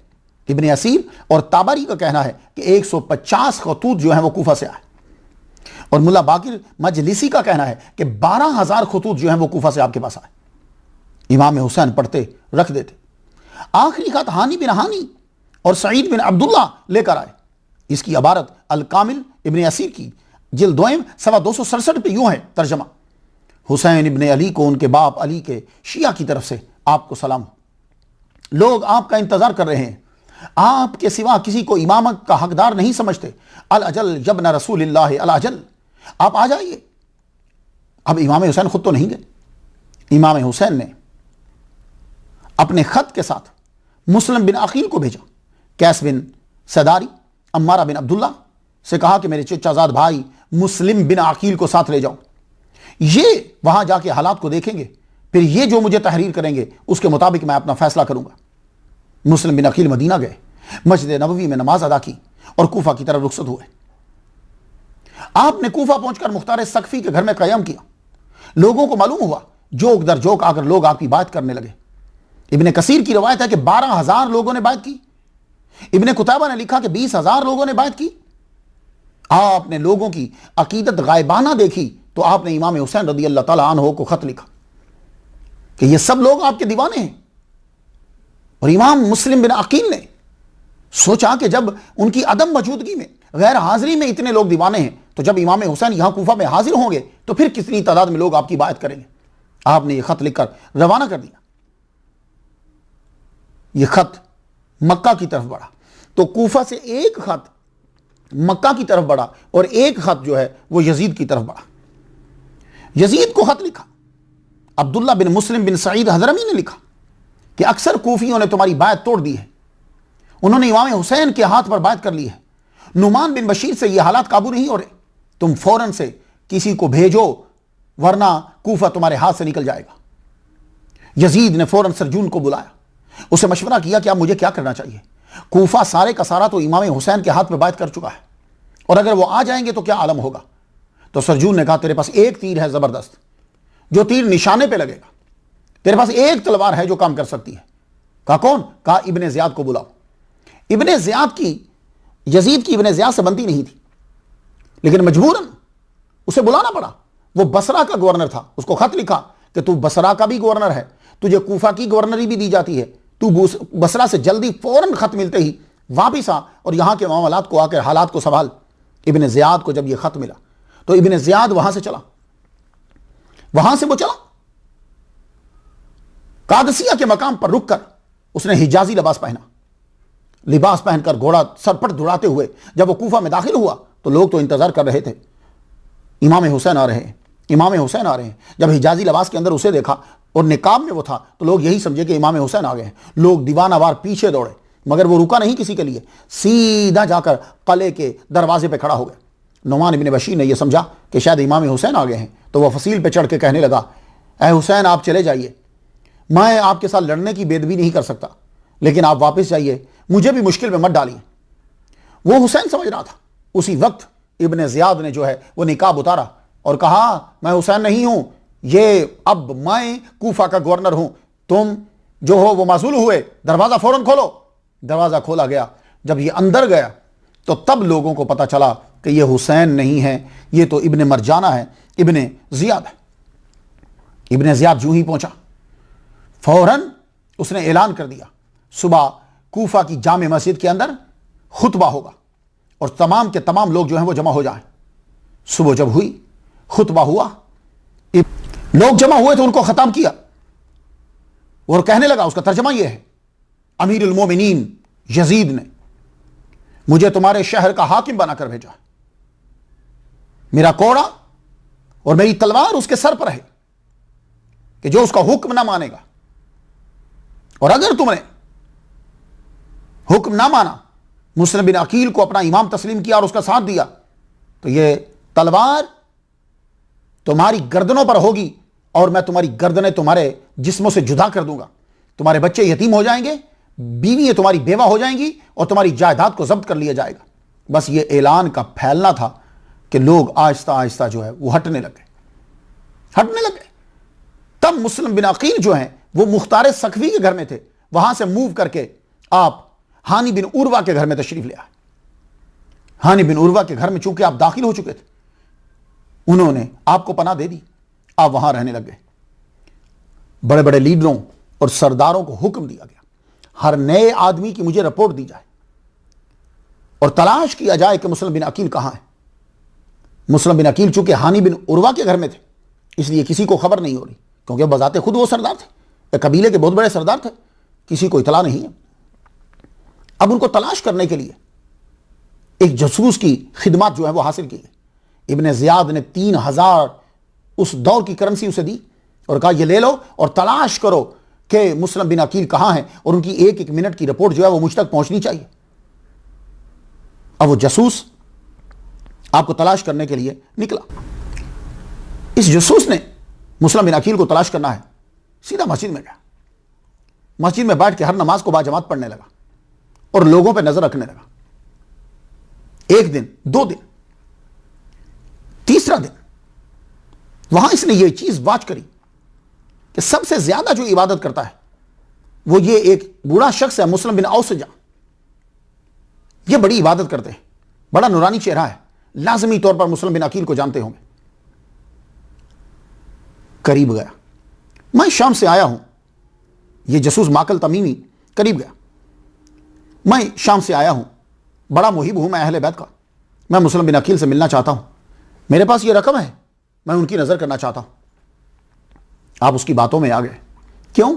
तसव्वुफ के अंदर पहले शक नहीं, पहले यकीन होता है, पहले अच्छा सोचा जाता है, फिर दलील मेरे तो कुछ नजरियात कायम किए जाते हैं। मुस्लिम बिन औसजा ने कहा, अच्छा तुम बड़े दीवाने हो, मैं तुम्हें लिए चलता हूं मुस्लिम बिन अकील के पास। ये मुस्लिम बिन औसजा जो है असदी, ये आपको लेकर चले गए हानी बिन उर्वा के घर, जहां मुस्लिम बिन अकील जलवा फरमा है। वहां ये बैठा, वहां जाते ही सलाम किया और कहा, हुजूर ये 3000 मैं आपकी नजर करना चाहता हूं, आप इसको इस्तेमाल कीजिए। और वहां बैठने लग गया। सुबह से लेकर शाम तक मुस्लिम बिन अकील के साथ रहता, कौन आता है कौन जाता है, हर एक का नाम और सारी गुफ्तगू सुनता, और रात को जाके इब्ने ज़ियाद को पहुंचा देता। जब सारी इत्तला मुकम्मल हो गई, सब बातों को पता चल गया, तो मुस्लिम बिन अकील आपको धोखे से जो है वो पकड़ लिया गया, गिरफ्तार कर लिया गया। मैं वाकया बीच में छोड़ता जा रहा हूं क्योंकि मुझे हजरत इमाम हुसैन पे गुफ्तगू करना है, वक्त मेरे पास जो है वो कम है। मुस्लिम बिन अकील की शहादत हुई 9 ज़िलहज 60 हिजरी 10 सितंबर 680 ईस्वी को आपको शहीद कर दिया गया। आपका मज़ार जो है वो मस्जिद अंबिया के सहन, जिसको आप सेन कहते हैं, सहन की बाई जानिब आपका मज़ार मुबारक है। हानी बिन उर्वा को भी कत्ल कर दिया गया। इमाम हुसैन रदी अल्लाह ताला अन्हु मक्का से रवाना हुए। आप खत पढ़कर मुतमईन हो गए, मगर मैं आपको बतला चुका हूं, मेरे नबी मोहम्मद मुस्तफ़ा सल्लल्लाहु अलैहि वसल्लम जब कोई चीज़ फरमा देते हैं तो कायनात उसी काम को पूरा करने में लग जाती। अब ये सैयदुश शुहदा बनने लगे, अब ये जंदी नौजवानों का सरदार बनने की सलाहियत रखते हैं, उसका ज़हूर होने लगा है। 8 ज़िलहज 60 हिजरी 9 सितंबर 680 ईस्वी को आप मक्का से रवाना हुए। आपने 20 हज पैदल किए, अपने बड़े भाई इमाम हसन के साथ ही आते थे, मगर आज हज नहीं कर रहे। क्यों? इसलिए कि आपको मक्का में साजिश का इल्म हो गया। अल-हयातुल खफी ने इस जिल्दों 63 पे उस साजिश को लिखा है। लेना यजीद अरसलम अल-हाज सलासीन रजुलन व अमरहुम बिकत्ल हुसैन अला कुल्ल हालिन। उसने 30 आदमियों को भेज दिया हाजियों के लिबास के अंदर कि जब तुम तवाफ करते हो हुसैन को पाओ तो उसी वक्त हमला करके उनको कत्ल कर दो। इमाम हुसैन रदी अल्लाह तआला अन्हु ने मक्का में खून बहाना पसंद नहीं किया, आपने हज ही नहीं किया। वहां से रवाना हुए, काबा की बेहुरमती पसंद न की और चल पड़े। कुछ लोगों ने अपने इज्तिहाद के मुताबिक समझाया आप मत जाएं। आपने फरमाया मैं एक मकसद के तहत जो है वो जा रहा हूं। वह मकसद क्या था? अब वो मकसद जानने के लिए मुझे हिस्ट्री में जाना पड़ा, आपके खुताबात को पढ़ना पड़ा। तो मैं आपकी नजर करता हूं कि इमाम हुसैन तख्त लेने के लिए नहीं जा रहे, वो आपका एक मकसद है। वो मकसद क्या है? उर्दू दायरा मारफ इस्लामिया जिल्द 8वीं सफ़ा 327 पे है। अब्दुल्ला बिन जाफर जब गवर्नर मदीना का खत लेकर हजरत इमाम हुसैन रदी अल्लाह तआला अन्हु के पास पहुंचे तो उनसे यह कहा था कि आपको वो अमान देता है, आप रुक जाइए। तो आपने फरमाया मोहम्मद मुस्तफ़ा सल्लल्लाहु अलैहि वसल्लम की मेरे नाना की मुझे ज़ियारत हुई है, आपने मेरे ज़िम्मे एक काम सौंपा है, मैं वो काम ज़रूर इंजाम दूंगा खा उसका नतीजा कुछ भी हो। अब वो काम क्या है? तो अगर आप मकाम बैदा वाला खुतबा पढ़ें जो 8 मुहर्रम 61 हिजरी को दिया इमाम हुसैन रदी अल्लाह तआला अन्हु ने, तारीख इब्ने खलदून ने भी नकल किया है, इब्ने असीन ने अल-कामिल के सफ़ा 20 पे नकल किया है, वो खुतबा आप पढ़ें तो आपको मालूम हो जाएगा कि नबी सल्लल्लाहु अलैहि वसल्लम ने क्या काम सौंपा और आपका मकसद क्या था। या अय्युहन्नासु इन्ना रसूलल्लाह सल्लल्लाहु अलैहि वसल्लम क़ाल मन रा सुल्तानन जाइरन मुस्तहिल्लन लिहरामिल्लाहि नाकिसन लिअहदिल्लाहि मुखालिफन लिसुन्नति रसूलिल्लाह यामलु फी इबादिल्लाह बिल इस्मि वल उद्वान फलम युगय्यर मा अलैहि बिफ़िलिन वला क़ौलिन कान हक़्क़न अलल्लाहि युदखिलहु मदखलहु। ये था वो मकसद कि हुजूर ने फरमाया जो शख्स ऐसे जालिम बादशाह को देखे जो अल्लाह के हराम करदा को हलाल करने वाला हो, अल्लाह के अहद को तोड़ने वाला हो, सुन्नत रसूल की मुखालफत करने वाला हो और लोगों से गुनाह और ज्यादती के साथ काम कर रहा हो, तो फिर जो अपने फेल और कौल से ना बदले तो जहां अल्लाह उसे दाखिल करेगा वहां उसको भी दाखिल कर देगा। अब इमाम हुसैन रदी अल्लाह तआला अन्हु इस वक्त उस मनसब पर हैं, उस मकाम पर हैं। अब तुम इज्तिहादी तौर पे समझो, तुम अफजलियत के लिहाज से समझो, इल्म के लिहाज से समझो, रिश्ते के लिहाज से समझो, जैसे भी समझो, पूरी दुनिया में उस वक्त अगर कोई उस मकाम पर है तो वो सिर्फ इमाम हुसैन अलैहिस्सलाम है। अब यहां यह मत करो कि फलां ने बात कर ली, फलां ने नहीं की, वो ये कर रहा है तो ये कर, ये जब बात तब करो जब कोई इमाम हुसैन के हम पल्ला उस वक्त हो, कि कोई नबी की बेटी का बेटा हो, कोई नबी का नवासा हो, कोई जनती सरदार हो, तब बात कीजिए। अगर नहीं है तो फिर इन्हीं को यह काम करना है। तो हजरत इमाम हुसैन अलैहिस्सलाम, बाकी यजीद ने क्या किया है मेरा टॉपिक नहीं है और मैं जिक्र करना भी नहीं चाहता, लेकिन आप जाकर जो है वो पढ़ लीजिए, अल बिदाया व निहाया पढ़ लीजिए, रूहुल मानी पढ़ लीजिए, इब्ने असीर पढ़ लीजिए, ये कुतुब को जाकर पढ़ लीजिए ताकि आपको मालूम हो जाए कि यजीद का किरदार क्या था। इमाम हुसैन रदी अल्लाह तआला अन्हु चले पहली मंजिल बुस्तान इब्ने आमिर पे पहुंचे। अब्दुल्ला इब्ने जाफर रदी अल्लाह तआला अन्हु, इनके बच्चे जो हैं ओनो मोहम्मद, ये बहनोई हैं, ओनो मोहम्मद जो हैं वो अपने अब्बा का फिर पैगाम लेकर दूसरी मरतबा फिर आए कि आपको अमान दी जाती है, आप वापस पलट आइए।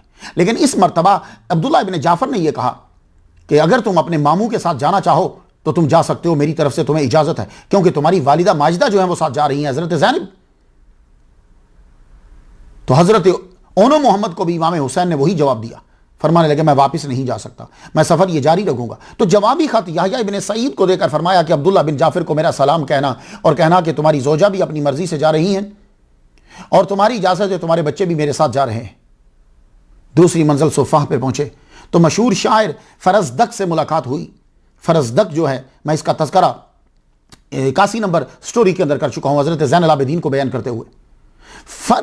फरजदक से जब मुलाकात हुई, वो अपनी वालिदा के साथ कूफा से आ रहा था, तो आपने पूछा फरजदक बता कूफा वालों का क्या हाल है। तो उसने एक जुमले के अंदर पूरी कंडीशन को बयान कर दिया। कहने लगा ये हालांकि बनु उमैया का शायर था ये, लेकिन तारीफ अहले बैत की किया करता था।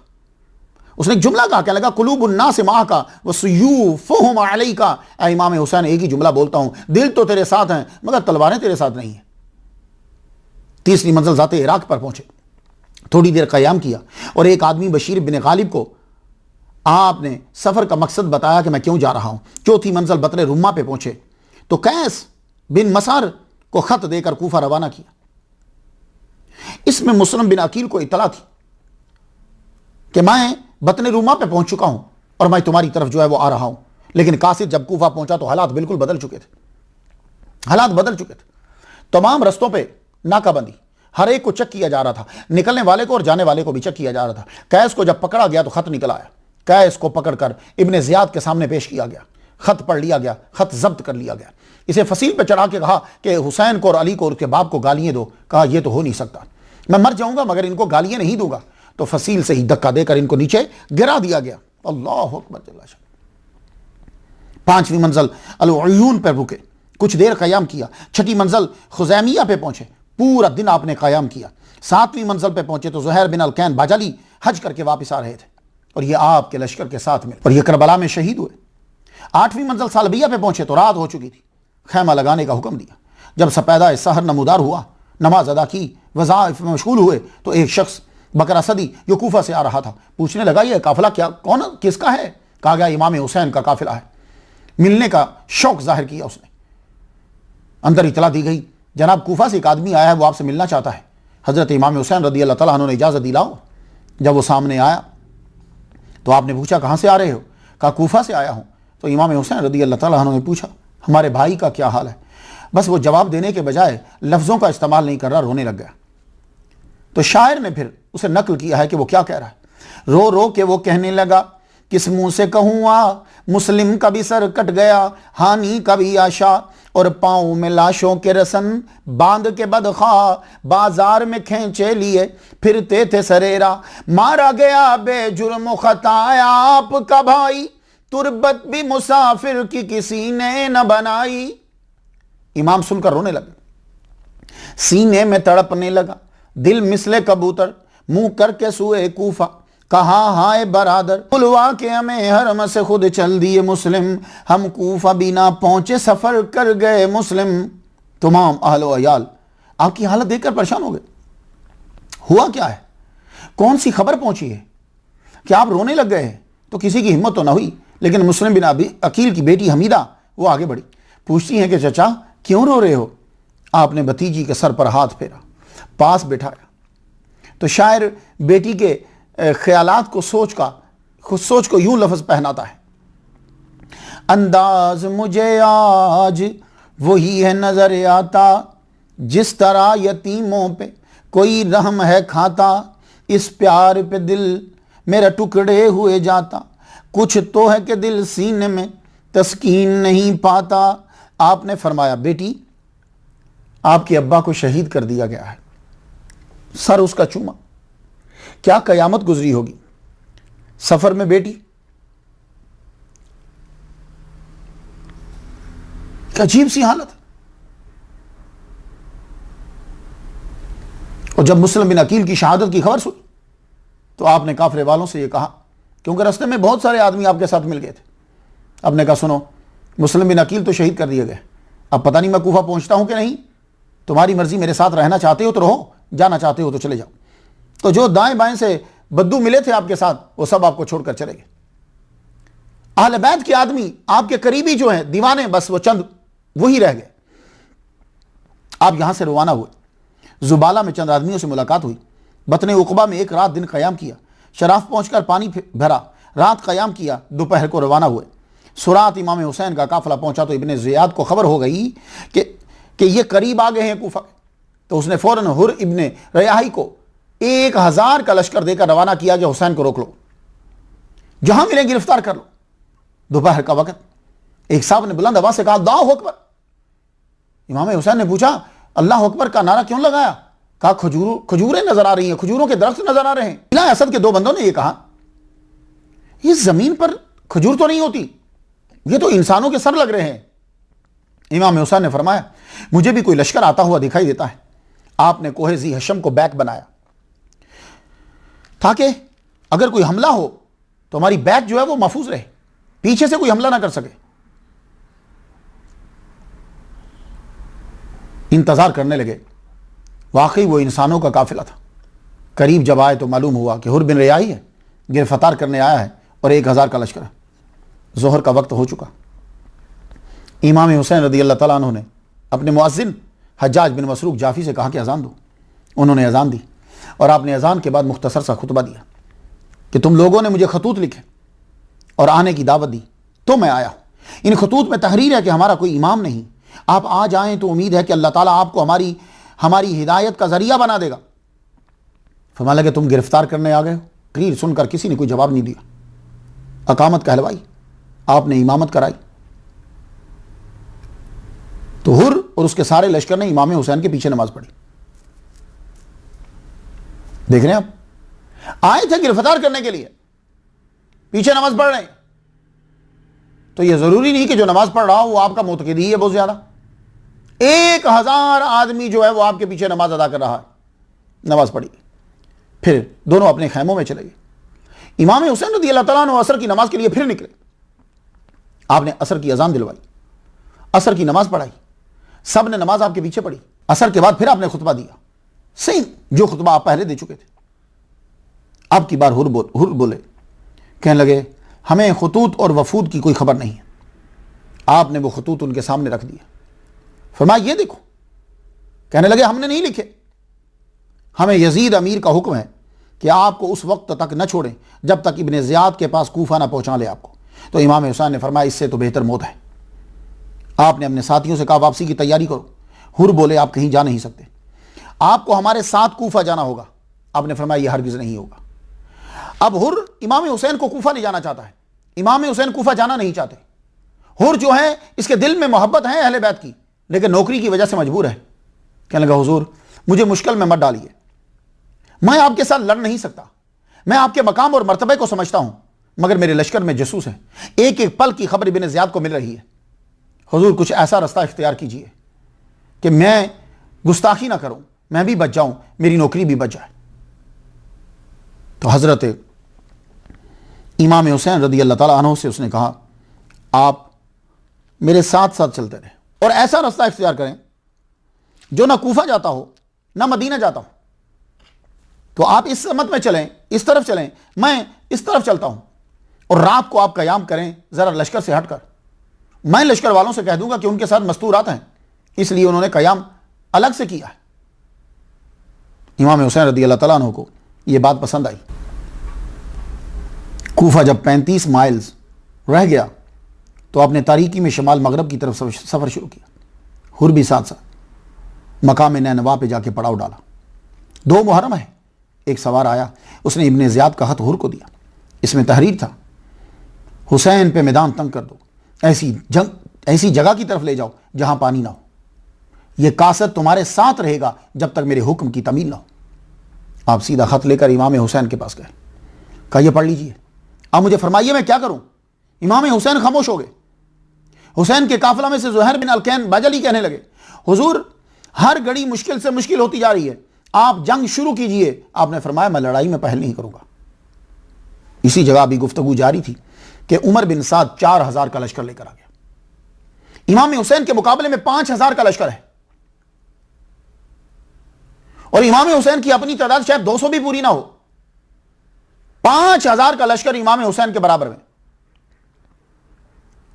उमर बिन साद ने आपसे आने की वजह पूछी कि आप क्यों आए हो यहां।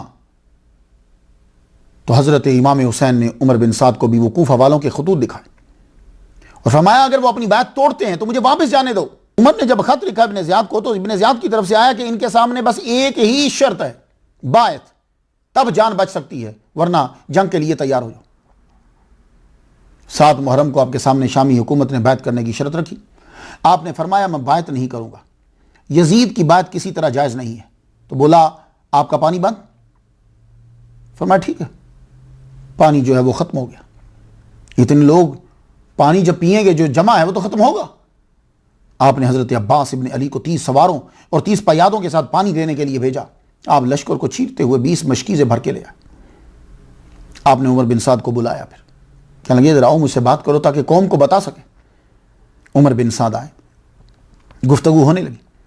आपने फरमाया कि तुम 3 बातों में से एक इख्तियार कर लो, मैं जहां से आया हूं मुझे वापस जाने दो, या मुझे यजीद से खुद गुफ्तगू करने दो, या मुझे किसी मुसलमान की सरहद पर भेज दो जहां मैं आम लोगों की तरह रहूं। उमर ने ये तीनों शरात लिखकर इब्न ज़ियाद के यहां भेजी। इब्न ज़ियाद से फिर खत आया वापस, तेज रफ्तार, और रास्ते में कई जगह चौकी, वहां से नया घोड़ा लेकर फिर आ गए, फिर नया घोड़ा लेकर फिर आ गए। एक एक दिन बल्कि कुछ घंटों में जो है वो कासिद पहुंचते जा रहे हैं। इब्न ज़ियाद को यह शरात भेजी गई। करीब था कि हुसैन रदी अल्लाह तआला अन्हु के मुकाबले से फौज हट जाती, मगर शिमर जिल जोशन पास बैठा हुआ था। कहने लगा इसे जिंदा मत छोड़ना, अगर छोड़ोगे तो फिर यह मुकाबले पे आ जाएगा और तुम बच नहीं पाओगे। तो इब्न ज़ियाद ने शिमर को ही खत देकर भेजा उमर बिन साद के नाम, तुमको जंग से बचने के लिए नहीं भेजा, अगर ये यजीद की बात करते हैं तो मेरे पास ले आओ, वरना इनको वहीं कत्ल कर दो, मुसला कर दो, फिर कत्ल करने के बाद घोड़ों की टापों में रौंद डालो, और अगर तुमने अमल किया तो इनाम देंगे तुम्हें और सल्तनत दे देंगे, और अगर तुमने अमल ना किया तो माजूर हो जाओ और लश्कर की क़यादत जो है वो शिमर जिल जोशन के हवाले कर दो। अल्लाहु अकबर। इमाम हुसैन को जब ये नया खत दिखाया गया तो आपने फरमाया इस जिल्लत से मौत बेहतर है, मैं बायत नहीं करूंगा। बाद में आने वाले वाकयात ने, तारीख के हर वर्क ने यह बता दिया और मुफस्सिर को लिखना पड़ा है कि इमाम हुसैन का फैसला ठीक था। 9 मुहर्रम बरोज़ जुमेरात इमाम हुसैन नमाज असर अदा करने के बाद खैमे के सामने बैठे हुए हैं, यूं तलवार के दस्ते पे अपना सर रख के। आपकी आंख लग गई, आंख लगी। हज़रत ज़ैनब रदी अल्लाह ताला अन्हा ने कोई आवाज़ सुनी तो आपको जगाने के लिए आई, तो यूं हाथ कंधे पे रखा तो आपने यूं सर उठा। तो कबल इसके कि वो बोलती, कहने लगे अभी नाना की ज़ियारत हुई है, मोहम्मद मुस्तफ़ा सल्लल्लाहु अलैहि वसल्लम का दीदार हुआ है। अल्लाह अकबर जल्ल शान। और आपने फरमाया है कि अब तुम हमारे पास आने वाले हो। तो ज़ैनब ने कहा कि मैं आपको बताने ही आई थी कि लश्कर आ रहा है, उसकी टापों की आवाज़ आ रही है। तो आपने अब्बास इब्ने अली को भेजा, गाजी अलंबरदार को भेजा, गाजी अब्बास को भेजा, जाओ पता करो ये क्यों आ रहे हैं। वापस आकर उन्होंने बतलाया, आप बात नहीं करते तो आपने फरमाया इनसे बोलो आज रात मोहलत दे दो ताकि मैं नमाज और नवाफिल वसीयत और इस्तग़फ़ार ये सब मैं कर लूँ। कल जुमा को तुम्हें इजाज़त है, शिमर व उमर, कल जुमा को तुम्हें इजाज़त है, तुम जिस तरह चाहो जो चाहे मेरे साथ करना। शिमर व उमर ने आपस में मशवरा किया, आपको जुमेरात रात है, इजाज़त दे दी गई। आपने सबको इकट्ठा किया, सबको जमा किया, खुतबा दिया, अल्लाह की हम्दो सना बयान की, अल्लाह की नेमतों पे जो रूहानी थी और जिस्मानी थी सब पे शुक्र अदा किया। जो अल्लाह ने उनको ख़ानदानी मनसब, ख़ानदानी शराफत और फजीलत अता की उस पर भी शुक्र अदा किया। हज़रत ज़ैनुल आबिदीन हालांकि चल नहीं सकते, एक लकड़ी का सहारा लेते हुए कहते हैं मैं भी खुतबा सुनने के लिए पास आ गया। आप वहाँ बैठ गए। आपने साथियों की वफादारी और हिम्मत की तारीफ़ की। फिर फरमाया सुनो, सब सुन लो गौर से, उन्हें सिर्फ़ मेरी ज़ात से गर्ज़ है, उन्हें सिर्फ मेरी ज़रूरत है, तुम्हारी नहीं। तुम चाहो तो चले जाओ, तुम इर्द गिर्द के इलाकों में चले जाओ, कल लड़ाई होगी, जंग होगी, मैं तुमको खुशी से इजाज़त देता हूँ। मगर अहले बैत भैया का आवाज़ बोले हम आपको छोड़कर नहीं जाएंगे। फिर आप बनु अकील की तरफ मुड़े, रुख करते हुए कहने लगे तुम्हारा आगे एक बुजुर्ग मुस्लिम बिन अकील जो है वो दुनिया से चले गए, अब तुम चले जाओ, तुम्हारे साथ कोई दुश्मनी नहीं है। लेकिन वो सब के सब कहने लगे हमारे माल और याल सब आप पर कुर्बान हो। आपकी हमशीरा ज़ैनब बेकरार होकर रोने लगी। आपने उनको सब्र की तलक़ीन की और बाहर आए। फिर आपने अपने दोस्तों को इकट्ठा कर किया। सारी रात नवाफिल में आपने गुजार दी, सारी रात नवाफिल में गुजारी। यहाँ मौलाना अबुल कलाम आज़ाद की किताब मसअला खिलाफत से मैं कुछ आपकी नज़र करना चाहता हूँ। आप लिखते हैं उन्होंने खुद खिलाफत की हिर्स न की, बल्कि एक ऐसे ज़माना में थे जब तख्त हुकूमत साबिका हुक्मरान से खाली था और नए हुक्मरान की हुकूमत कायम न हुई थी। अब ये जाकर मौलाना अबुल कलाम आज़ाद को पकड़िए। उन लोगों को यह कह रहा हूं कि जो कहते हैं कि यजीद खलीफा था और ये बागी थे। भाई अभी पूरी हुकूमत ही नहीं हुई, वो खलीफा कैसे बन गया? कूफा और इराक वाले अभी उसे तस्लीम नहीं कर रहे। बस जब मैदान करबला का बाजार गर्म हुआ तो उस वक्त इमाम हुसैन मुद्दई खिलाफत न थे।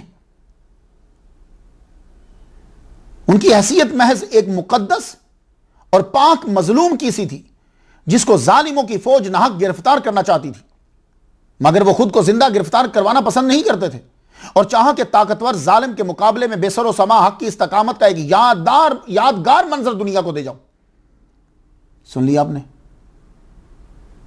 सुबह की नमाज से फारिग हुए, जुमुआ का दिन है, 10 मुहर्रम, यजीदी लश्कर इमाम हुसैन के सामने आ गया। इमाम हुसैन के साथ 72 थे, 32 सवार और 40 पयादा। आपने भी मुकाबला की सफ़बंदी की। लश्कर की कमर पर औरतों के खैमे और खैमे के गिर्द खंदक, क्योंकि जब आप जंग करते हैं तो आपकी बैक सेफ होनी चाहिए, वरना वो पीछे से हमला होगा और वो खतरनाक होगा। पीछे खैमे, खैमों से आगे खंदक खोद दी गई, खंदक में आग लगा दी ताकि कोई पीछे से हमला ना कर सके, खैमों को नुकसान ना पहुंचा सके। वाकई ये बात बेहतर रही। इमाम हुसैन घोड़े पे सवार हुए, घोड़े पे सवार कुरान आपने सामने रखा, कुछ तिलावत की। उसके बाद आपने दोनों हाथ उठाकर दुआ मांगी, ऐ अल्लाह हर मुसीबत में तू ही मेरा सहारा रहा। उमर बिन साद ने लश्कर को 4 हिस्सों में तकसीम किया। एक हिस्से का सिबा सलार हुर को बनाया। तमाम हुज्जत के लिए सबके सामने जो खुतबा दिया। इमाम हुसैन खड़े हुए है, जुल्फ़कार हैदरी आपके हाथ में, सर पे अमामा शरीफ। सुनो, गौर से सुनो, मैं तुम्हें बड़ी इंपॉर्टेंट बात जो है वो बताना चाहता हूँ। अल्लाह की हम्दो सना की। उसके बाद कहा सुनो, अगर तुम मुझे कत्ल करोगे तो तुम्हारे लिए बायसे सआदत नहीं होगा। तुम्हारे पास मेरे कत्ल की कोई दलील नहीं है, जवाज नहीं है। अगर तुमने मुसम्मम इरादा कर लिया है तो मेरा अल्लाह मेरा मददगार है। इस वक्त तमाम रुए ज़मीन पर मेरे सिवा नबी का नवासा मौजूद नहीं है। मैं तुम्हारे नबी की बेटी फातिमा का बेटा हूँ। अली मेरे वालिद हैं। रसूलुल्लाह ने मेरे और मेरे भाई के लिए कहा था, ये जन्नती नौजवानों के सरदार हैं। आपने यजीदी लश्कर से नाम पुकार पुकार के कहा, तुमने लिखा खत, तुमने खत लिखे, तुमने खत लिखे। कोई जवाब नहीं दे रहा, सब सर झुकाए जो है वो नीचे बैठे। अब अगर तुम बेजार हो तो मैं वापस चला जाता हूं।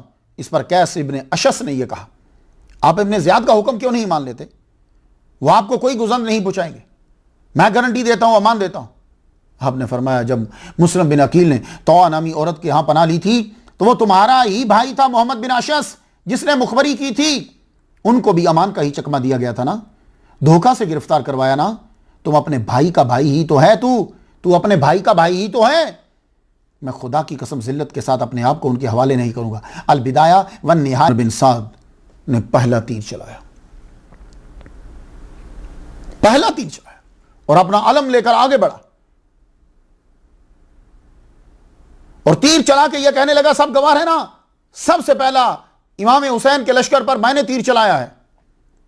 जंग के दो तरीके हुआ करते थे अरब के अंदर, एक एक आके लड़ता था, एक एक ये तरीका था, या गुमसान की जंग हो जाती। तो करबला के अंदर दोनों तरह से हुई है, इनफरादी भी और हमला भी।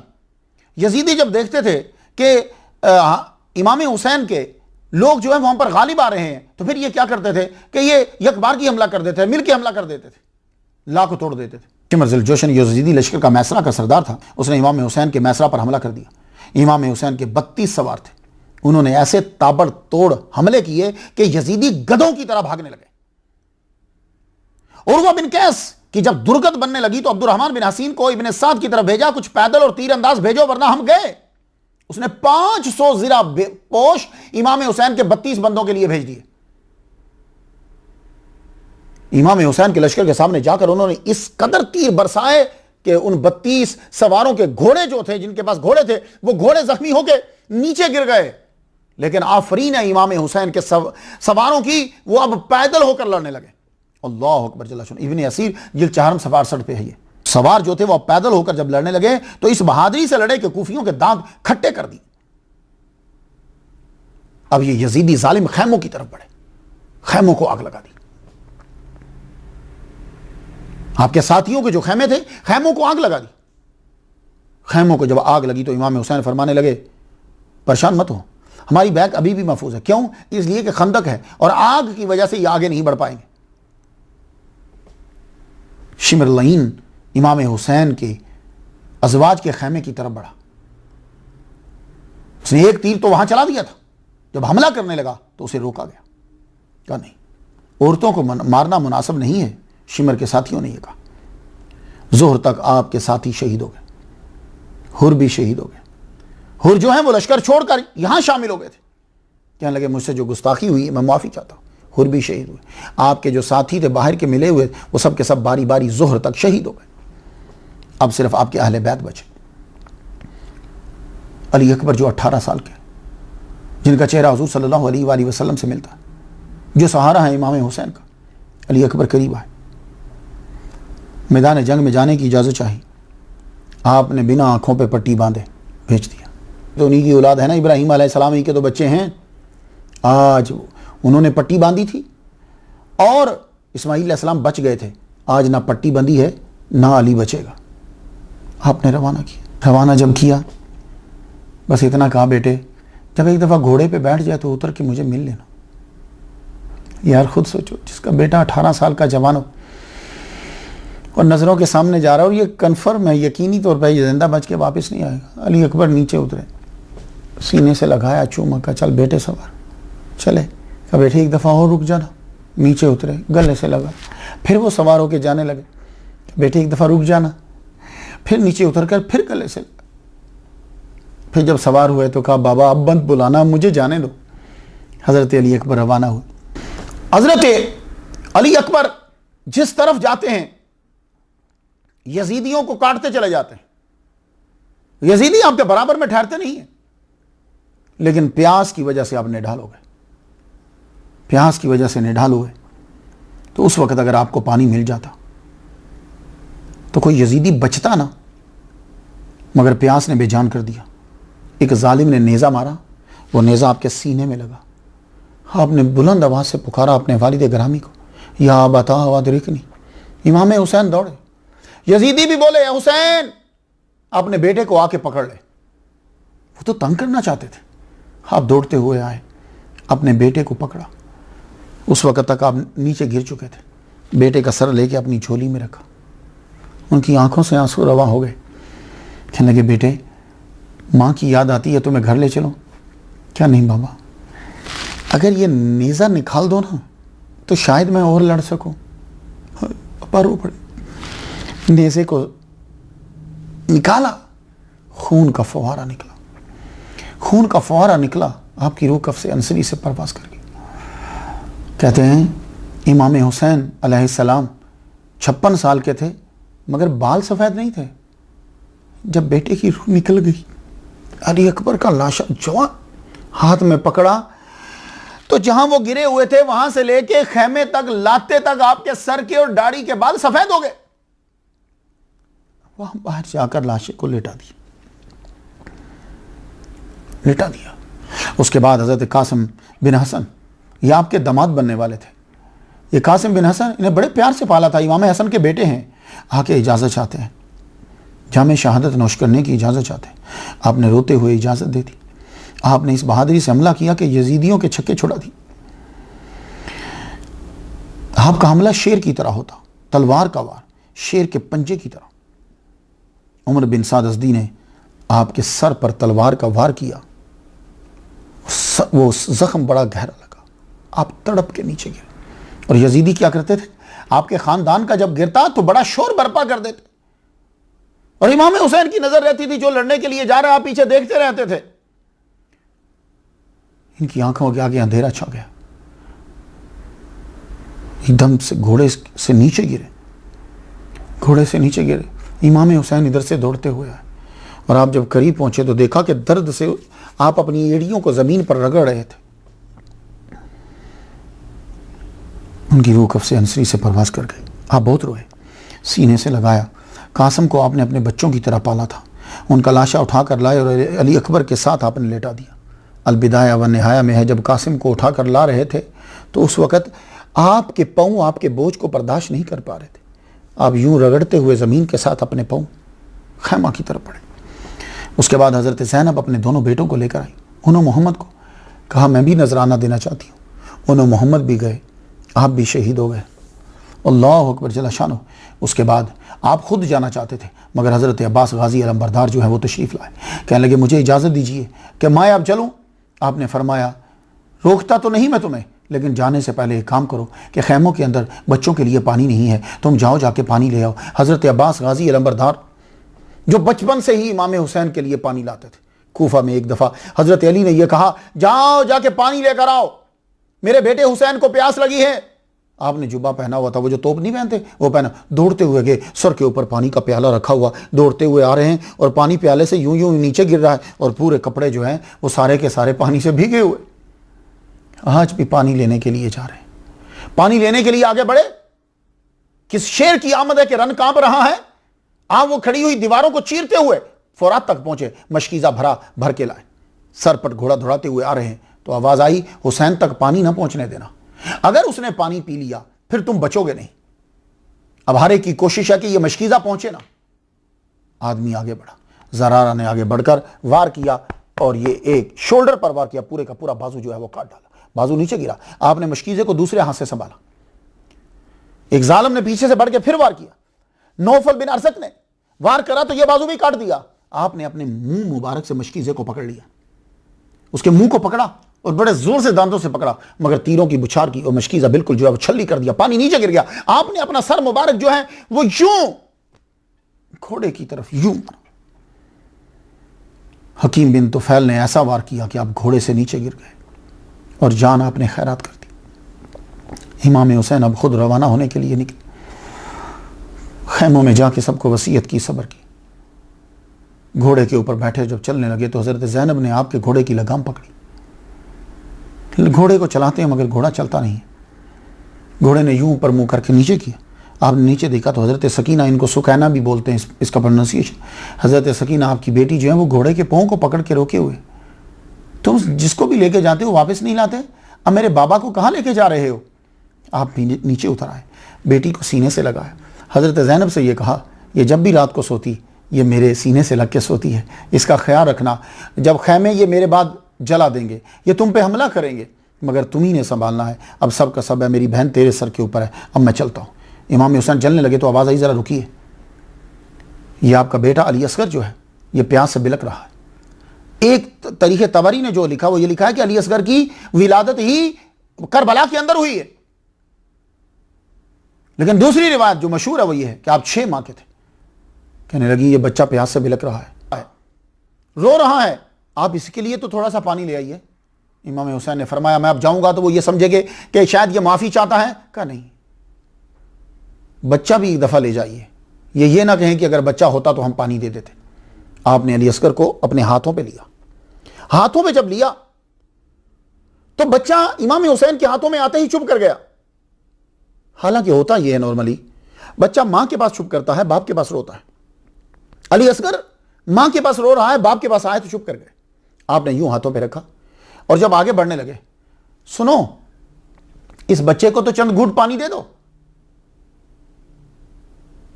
आवाज आई, एक शर्त, बायत, पानी भी मिलेगा, सब कुछ मिलेगा। फरमाने लगे नहीं, बायत नहीं करता।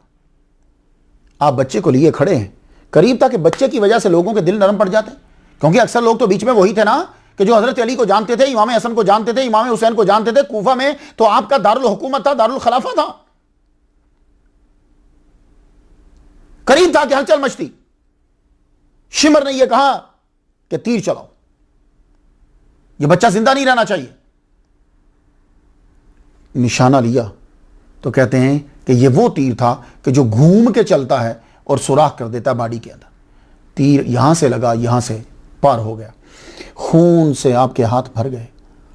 इमाम हुसैन अलैहिस्सलाम अपने बच्चे को यूं लेकर अली अकबर के पास जाके रख दिया और अपनी तलवार से आप रेत को यूं हटाकर उसके अंदर रख रहे। तखय्युल में आया होगा, बाबा अली से कहते होंगे, बाबा इसी तलवार से खैबर में आप लड़े थे ना, तलवारों के साथ दरवाजे उखाड़ देना तो शायद आसान हो, पर अपने 6 माह बच्चे की कब्र को बनाना बड़ा मुश्किल है। बाबा आपकी आंखों में आंसू आ, अपने तलवार ली और जोजा से कहने लगे अब यह कभी पानी नहीं मांगेगा, अब इसे जन्नत से ही पानी मिलेगा। घोड़े पे बैठे, सड़पट घोड़ा दौड़ाते हुए जब चले, अब हालत देखने वाली थी। लगता था अमीर हमजा है, लगता था अली है। तलवार चलती बराबर में, हर बंदा इधर से इधर, इधर से इधर। लोगों ने यह कहा यह अकेला तुम अकेले से नहीं रुकेगा, तीरों की बुछाड़ कर दो। एक इमाम हुसैन के ऊपर तीरों की बारिश कर दी। एक तीर आपके मुंह पे लगा गए, आपने खींच के बाहर निकाला। बाहर जब निकाला तो मुंह, हाथ सारे खून से जो है वो भर गए। आपके साथ अबू शम्मामा साइदी थे, कहने लगे नमाज का वक्त हो गया है, नमाज पढ़ लें। इमाम हुसैन ने कहा जंग रोक दो, मुझे नमाज पढ़, जंग रोक दो। वो कहां रोकते, वो तो तलाश कर रहे थे कि शेर किसी तरह जख्मी होकर गिरे ताकि हम अपना जल्दी से जंग को खत्म करें, मकसद पा लें। इमाम हुसैन ने ढाल होकर नीचे गिरे, नमाज के लिए खड़े हुए। किसी ने तीर चलाया, लेकिन अबू शम्मामा जो थे वो आपके आगे आ गए, तो जो तीर आता अब यूं भागकर आगे आ जाते और आपने नमाज की नीयत पर। इमाम हुसैन जब नमाज पढ़ने के लिए खड़े हुए, अबू शम्मामा साइदी के ऊपर हमला हो रहा है, आपको शहीद कर दिया गया। सलातुल खौफ आप जानते ही ना कैसे पढ़ी जाती है। एक रकत पढ़ रहे होते हैं कुछ फौजी और एक खड़े होकर, तो हाँ अब सारे तो दुनिया से चले गए, तो अबू शम्मामा साइदी खड़े होकर दिफा कर रहे हैं और इमाम हुसैन नमाज पढ़ रहे हैं, ये शहीद हो गए। अब क्या हुआ, सारों ने हमला कर दिया। इन्हें मालूम है कि जब नमाज में अहले बैत चले जाते हैं फिर दुनिया की खबर उन्हें नहीं रहती। इब्न शरीक तमीमी ने बाएं कंधे पर वार किया। फिर सनान बिन अबी उमर ने नेज़ा मारा। इतने में आप सजदे में जा चुके थे और अबू शमामा शहीद हो चुके थे। अलबिदाया में आके सनान ने आपको ज़िबा कर दिया, तलवार का वार किया, गर्दन काट दी। कैसे हैं मुसलमान, हजर अस्वद को तो चूमते हैं और सर को झुकाते हैं, क्योंकि नबी ने एक बार चूमा था और वो इमाम हुसैन को तो कई बार यहाँ से चूमा और खंजर लेकर उसे काटने के लिए आ गए। हजर अस्वद पर जिन लोगों ने हमला किया, आप मेरा हजर अस्वद का लेक्चर सुन लीजिए, उस पर जो हमला करता था उसको मार दिया जाता था, उसको काट दिया जाता था, उसे जला दिया जाता था कि हजर अस्वद पर हमला किया है। और पत्थर पर हमला करने वालों को तो तुम लोगों ने मार दिया। जिन्होंने इमाम हुसैन की गर्दन पर हमला किया, कि जिन्हें बार बार मेरे नबी ने अपनी जिंदगी में चूमा इस गर्दन को, यजीदी बदबख्त लश्कर ने आपके जिस्म मुबारक के कपड़े भी उतार लिए। जुब्बा कैस बिन मोहम्मद अशस ने उतारा, असवद बिन खालिद ने नालैन उतार ली, उमर बिन यजीद ने अमामा उतार लिया, सनान बिन अनस ने ज़िरा और अंगूठी उतार ली। ताबारी ने लिखा कि बाद में यजीदी लश्कर ने इमाम हुसैन के जिस्म अतहर के ऊपर घोड़े दौड़ाए। घोड़े अहले बैत के खैमों में दाखिल होकर अहले बैत का सारा सामान लूट लिया। इमाम हुसैन ने जस्द अनवर पर नेज़े के 33 जख्म थे, नेज़ों के 33 जख्म थे, तलवार के 34 जख्म थे। अलबिदाया व निहाया में है कि उमर बिन साद ने फिर हुक्म दिया कोई औरतों के करीब न जाए और इस बच्चे ज़ैनुल आबिदीन को हाथ ना लगाए। इमाम हुसैन की शहादत हुई। मुस्नद इमाम अहमद जिल्द पहली सफ़ा 242 पे है और अलबानी ने इस हदीस को हसन कहा है। इब्न अब्बास कहते हैं रही तो नबी फीमा यरन नाइम वज़ात यौमिन बिनिस्फ़ि नहार अशा सा अखबरा बियदिही कारूरतुन फीहा दमुन फकुल्तु बिअबी अंत व उम्मी मा हाज़ा क़ाला हाज़ा दमुल हुसैन व सहाबिही। जिस दिन इमाम हुसैन की शहादत हुई, इब्न अब्बास कहते हैं कि मैंने हुज़ूर सल्लल्लाहु अलैहि वसल्लम को देखा कि आप उस दिन बिनिस्फ़ि नहार में अशा सा अखबरा, परागंदा आपके परेशान बाल हैं और हाथ में खून है, एक शीशी है उसके अंदर खून है। मैंने कहा मेरे माँ बाप आप पे कुर्बान हो जाएं, ये क्या है? कहा ये हुसैन और उसके साथियों का खून है। अब फरमाते हैं कि मैंने वो दिन याद रखा, फवजदनाहु कुतिला ज़ालिकल यौम, फिर मुझे मालूम हो गया कि उसी दिन ही आपको शहीद किया गया था। अहले हदीस के शेखुल हदीस मौलाना मोहम्मद इस्माइल सलफ़ी लिखते हैं इमाम हुसैन पे रंजो तकलीफ का होना, उसका हाल दरियाफ्त करके आलामे अरवाह में हुजूर को रंज हुआ।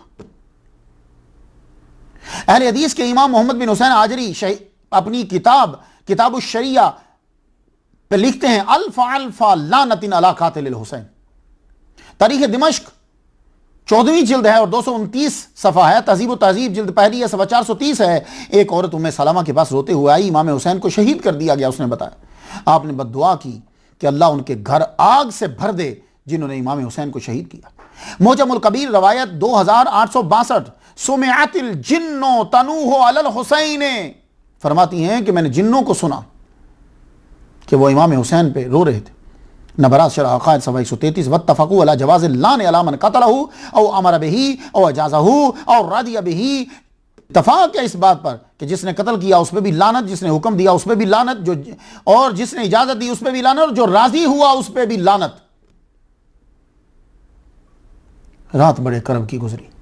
इमाम हुसैन की बहन ज़ैनब ने लाशों को इकट्ठा किया, बीबियों को एक जगह इकट्ठा किया, क्योंकि उन जालिमों ने तो खैमे भी उखेड़ दिए थे। जगह इकट्ठा किया, सबको जब इकट्ठा कर लिया तो टूटी हुई आधी तलवार लेकर बैठी हुई, आंखों से आंसू जारी है। उन जालिमों ने सारा सामान भी लूट लिया। हज़रत ज़ैनुल आबिदीन एक दिन बयान करते हुए कहने लगे अशूरा की रात जो है वो मेरी, जिस दिन शहीद हुए इमाम हुसैन, उस दिन जो दूसरी रात थी उसमें उनकी दुपट्टा लाल रंग का था। किसी ने कहा इमाम सारे शहीद हो गए थे तो लाल रंग का दुपट्टा तो खुशियों में पहना जाता है शादी में। कहने लगे था तो सफ़ेदी, लाशों को उठा उठा के लाल रंग का हो। सारी लाशों को इकट्ठा किया, सर अनवर वहीं पड़ा हुआ था, वो सर अनवर भी जो है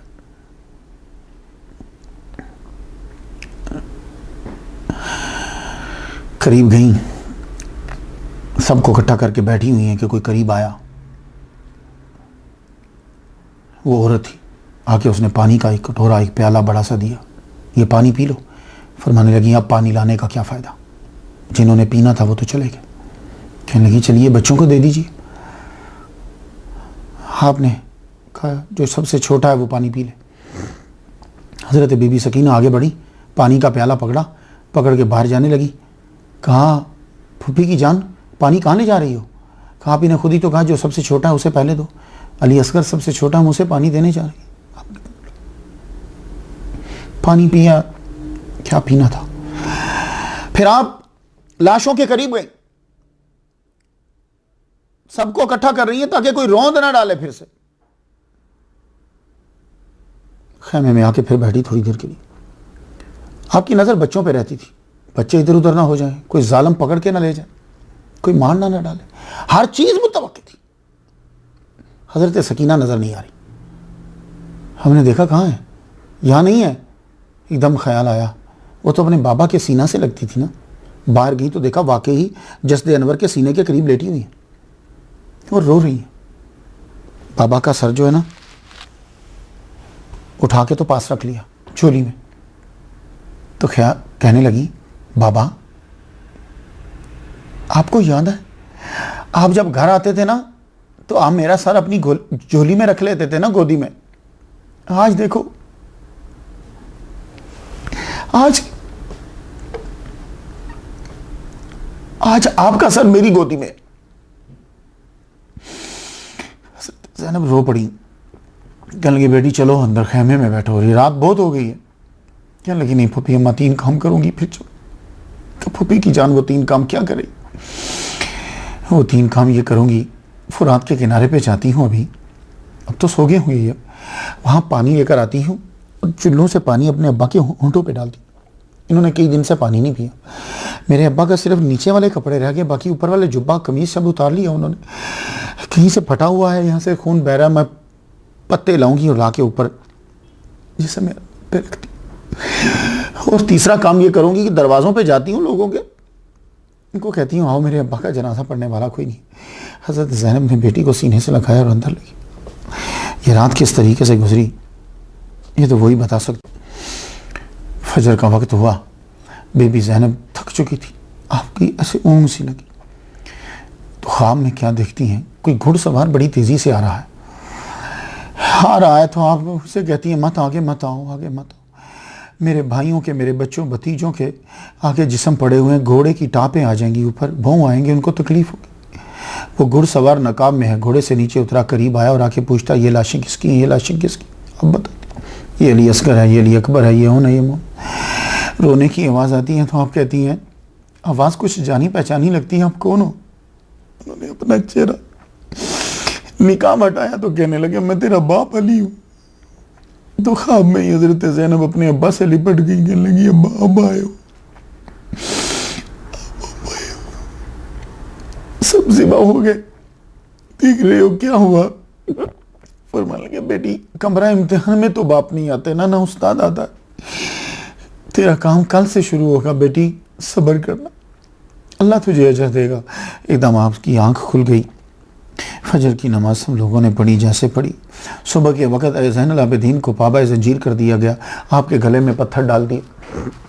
उस वक़्त पत्थर डाला जाता था ताकि सर जो है वो झुका रहे। उस पत्थर का एक हिस्सा लाल शहबाज कलंदर के दरबार पर है, एक उनका अपना पत्थर है, एक काबे का पत्थर है, एक ज़ैनुल आबिदीन के गले में उसका एक हिस्सा है। तो वो तीनों, वो जो दिल हॉट शेप का बना हुआ है ना, वो उसमें पानी डालते हैं तो लोग पीते हैं। मैंने भी पिया वहाँ पानी, आपको कभी मौका मिले तो ज़रूर पीजिएगा।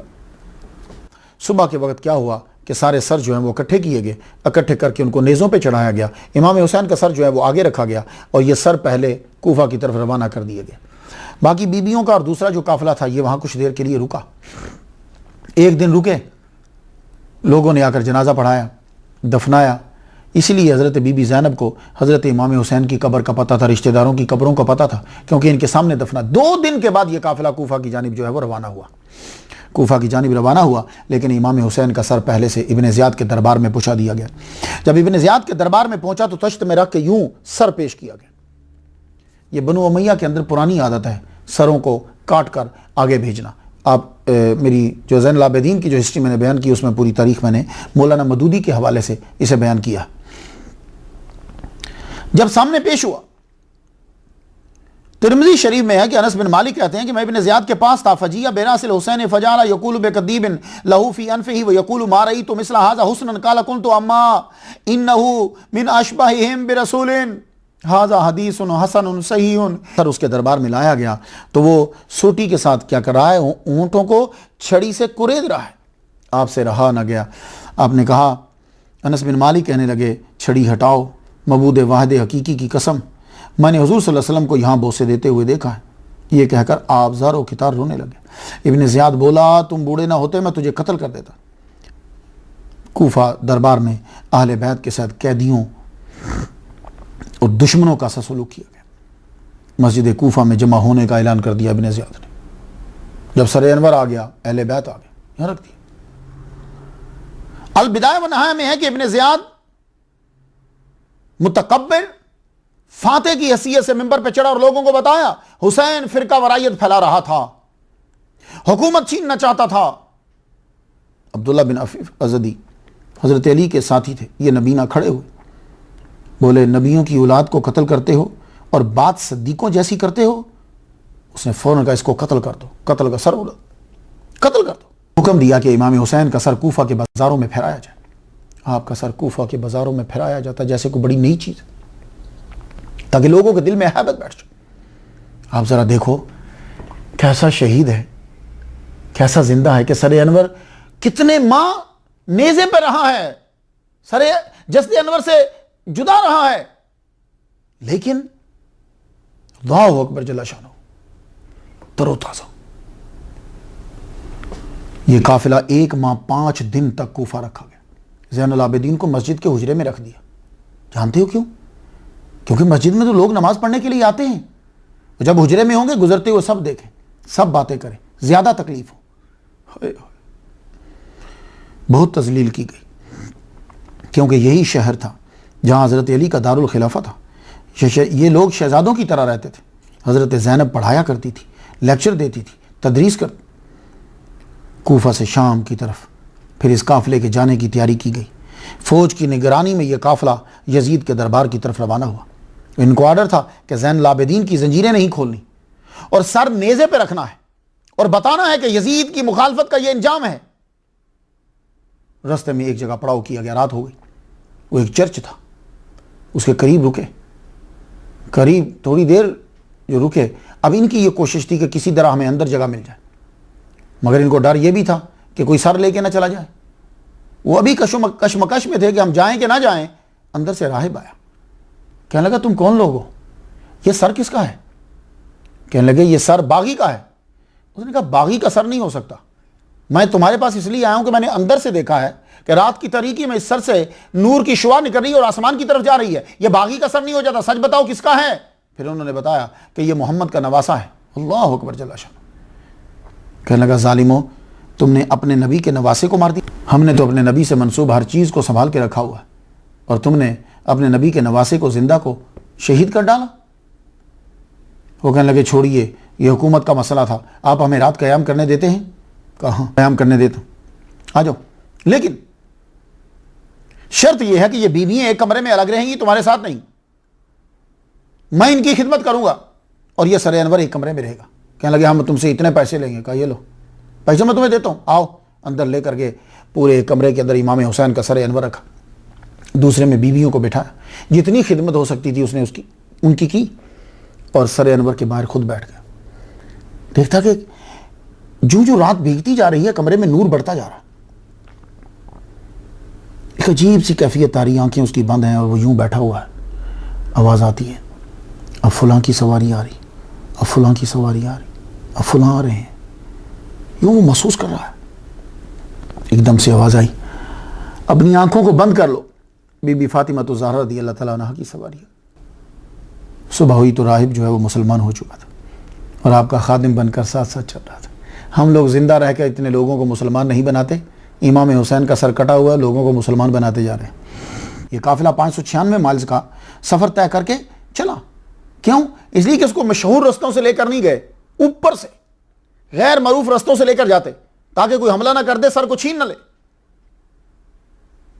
आखिरकार यजीद के दरबार में पहुंचे। तश्त में इमाम हुसैन का सर अनवर रखकर पेश किया गया। यजीद बड़ा खुश हो। अलबिदाया व निहाया में है, ये वारदात यूं नकल की गई है। मुशाजरात हम बयान नहीं करते, पर वारदात तो बयान करनी है। यजीद तकब्बुर से आपके होंठों पे छड़ी मारने लगा। हज़रत अबू बरज़ा असलमी बोले, ये गुस्ताखी कर रहा है तू? मैंने बारहा हुज़ूर सल्लल्लाहु अलैहि वसल्लम को इन होंठों पे बोसे देते देखा। कल क़यामत को तेरा शफ़ी इब्ने ज़ियाद होगा, और ये हुसैन जब आएंगे तो इनके शफ़ी हज़रत मोहम्मद मुस्तफ़ा सल्लल्लाहु अलैहि वसल्लम होंगे। ये कहते हुए चले गए। यह अलबिदाया व निहाया जिल्द 8वीं सफ़ा 196 पे है, और अलबिदाया व निहाया की सफ़ा 192 जिल्द 8 पे है कि छड़ी लगाते हुए कहने लगा कि काश जो बदर में हमारे आबा अजदाद कत्ल हुए हैं, आज वो जिंदा होते तो देखते कि मैंने हुसैन को उनके बदले में कत्ल कर दिया। ये देखो। इसके बाद अब क्या फरमाते हैं मुफ्तियान दीन और शरामतीन, मसला इस बीच के कि वो कह रहा है कि कत्ल जो बदर में हुए हैं मेरे आबा अजदाद, वो अगर आज होते तो देखते कि उसके बदले में हुसैन को कत्ल कर दिया। हाफिज इब्ने कसीर लिखते हैं, बड़ी खुशी हुई इमाम हुसैन के कत्ल पे। ये बात सच्ची भी है, क्योंकि अरब के लिए जो ताकतवर हरीफ था वो अहले बैत ही थे। यही वजह है कि बनु उमैया और बनु अब्बास आखिर तक अहले बैत से खाइफ ही रहे, जिसके नतीजे में गुस्ताखियां और बेअदबियां सरजद होती रही, कभी कैद की सूरत में, कभी कत्ल की सूरत में। इब्ने असाकिर अल हयात सवाने करबला शरह सदूर 88 और नूरुल अब्सार 149 पे सिर्फ शहादतैन में भी है कि 3 दिन इमाम हुसैन के सर अनवर को दिमश्क के बाजारों में फहराया गया।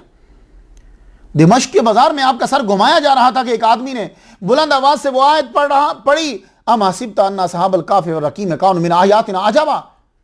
तो हजरत इमाम हुसैन रज़ी अल्लाह तआला अन्हु के सर अनवर से आवाज आई, अजब मिन असहाबिल कहफ़ क़त्ली व हमली। असहाब कहफ़ से बढ़कर मेरा वाक़या बड़ा अजीब है। पर कुरान का नज़ूल बंद हो चुका है। वला तहसबन्नल्लाह गाफ़िलन अम्मा यामलु ज़ालिमून। हाय हाय यार, क्या तुमने काटा? हुसैन तो फिर भी नेज़े की नोक पे चढ़कर कुरान पढ़ रहे।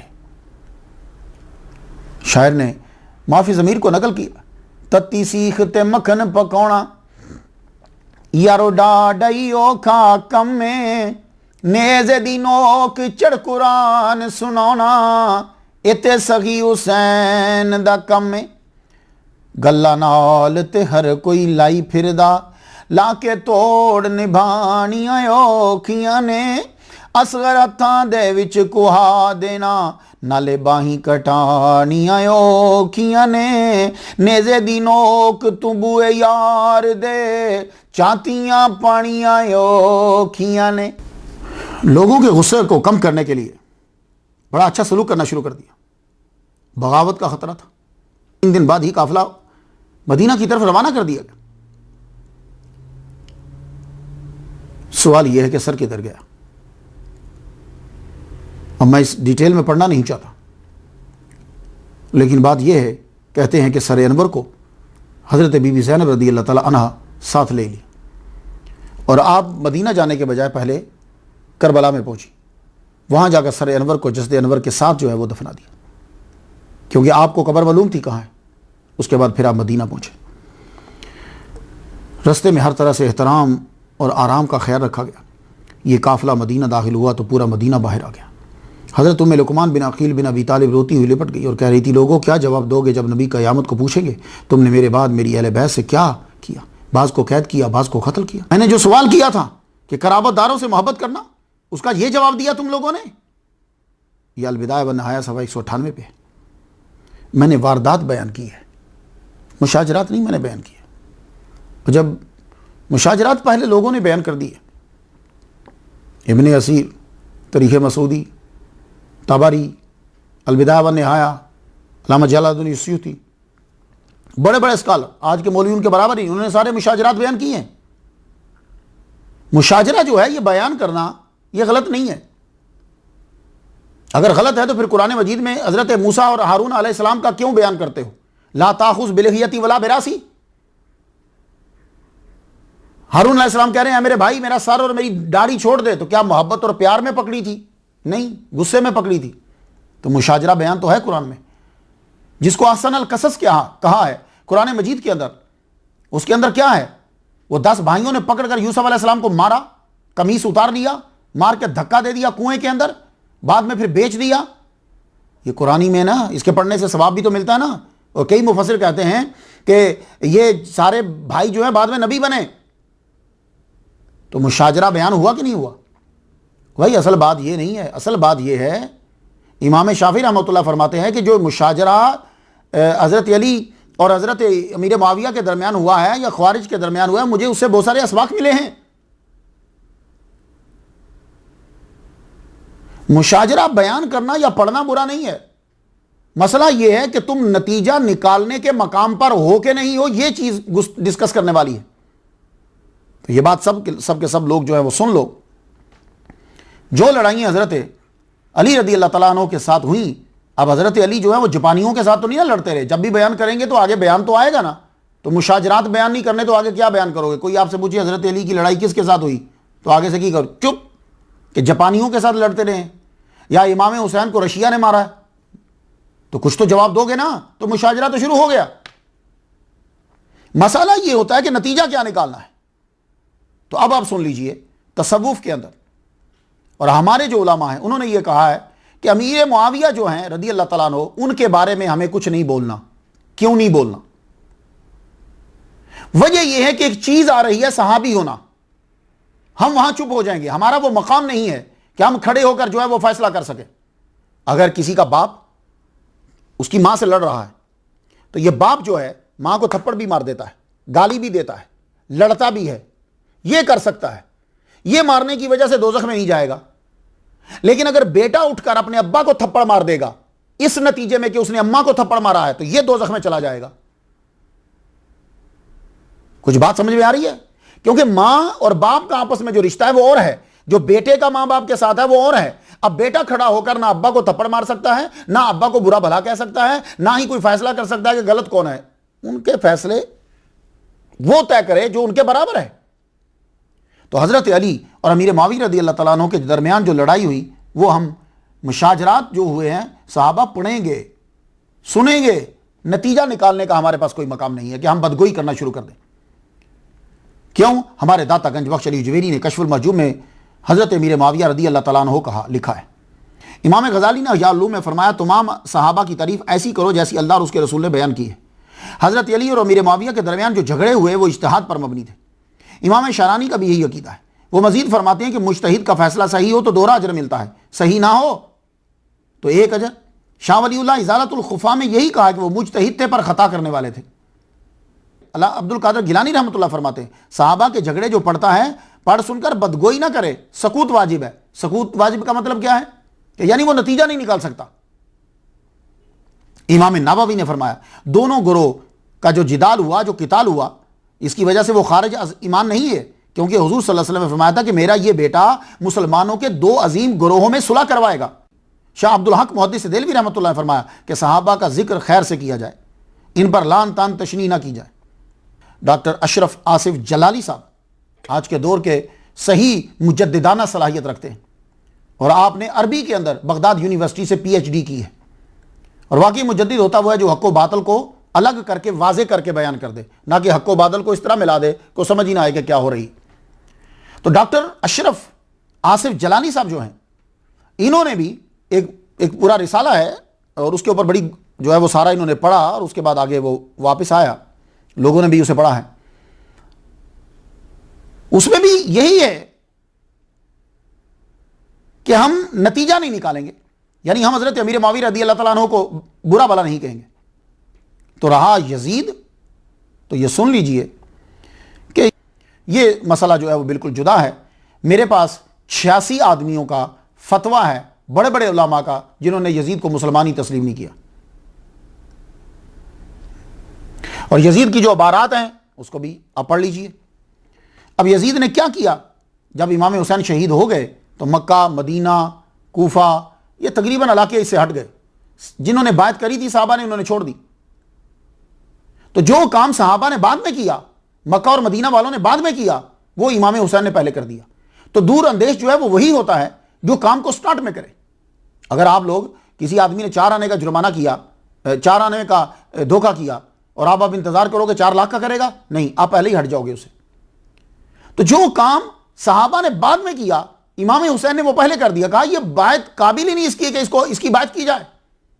अब उसके काम क्या थे? यह काम आपने खिलाफत व मलूकियत किताब का नाम है, मौलाना मदूदी साहब ने लिखी है, ताकि लोग मुझ पर एतराज ना करें। मौलाना मदूदी साहब ने लिखी, इससे 3 काम बड़े गलत हुए। एक, जो इमाम हुसैन की शहादत होगी। दूसरा काम इसने क्या किया कि इसने मदीना पर हमला करवाया, मुस्लिम बिन उकबा को 20,000 का लश्कर देकर मदीना में रवाना कर दिया और कहा कि मदीना तुम्हारे लिए जायज है। क्या मतलब? फौज के लिए जायज करार दिए, जो तुम करना चाहते हो तुम करो। फौज ने 10,000 के करीब अफराद शहीद किए, 1700 सहाबा शहीद किए, 700 हुफाज थे कि जो शहीद कर दिए। मस्जिद नबवी में 3 दिन जो है वो घोड़े बांधे गए, उसके सतूनों के साथ घोड़े बांधे गए। 3 दिन तक वहां अजान नहीं हुई। करो तारीफ। और 3 दिन तक अजान नहीं हुई। अब जब मस्जिद नबवी में घोड़े बांधे गए तो घोड़े क्या करेंगे? और अजान बंद, नमाज बंद। हजरत अबू सईद खुदरी रज़ी अल्लाह तआला अन्हु, तब आप नबीना हो चुके थे, बूढ़े थे। अब मस्जिद में दाखिल हुए तो यजीदी लश्कर पूछता है, कौन है तू? कहा, मैं सहाबी हूं, अबू सईद मेरा नाम है। उन्होंने दाढ़ी पकड़कर खींच खींच के तमाचे उनके मुंह के ऊपर मारे। मदीना शरीफ के अंदर बेहुरमती, औरतों की इज्जतें लूटी गई, सहाबा को कत्ल किया गया। अब लगाओ फतवे अमीरुल मोमिनीन यजीद रज़ी अल्लाह तआला अन्हु। बोलो,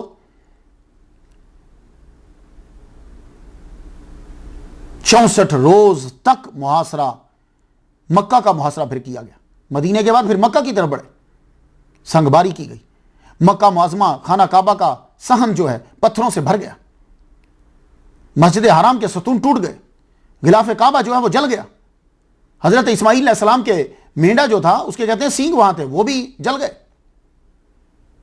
लेकिन इसी दौरान जो है वो खबर आ गई कि यजीद मर गया है। शराब बहुत पीता था, मर गया।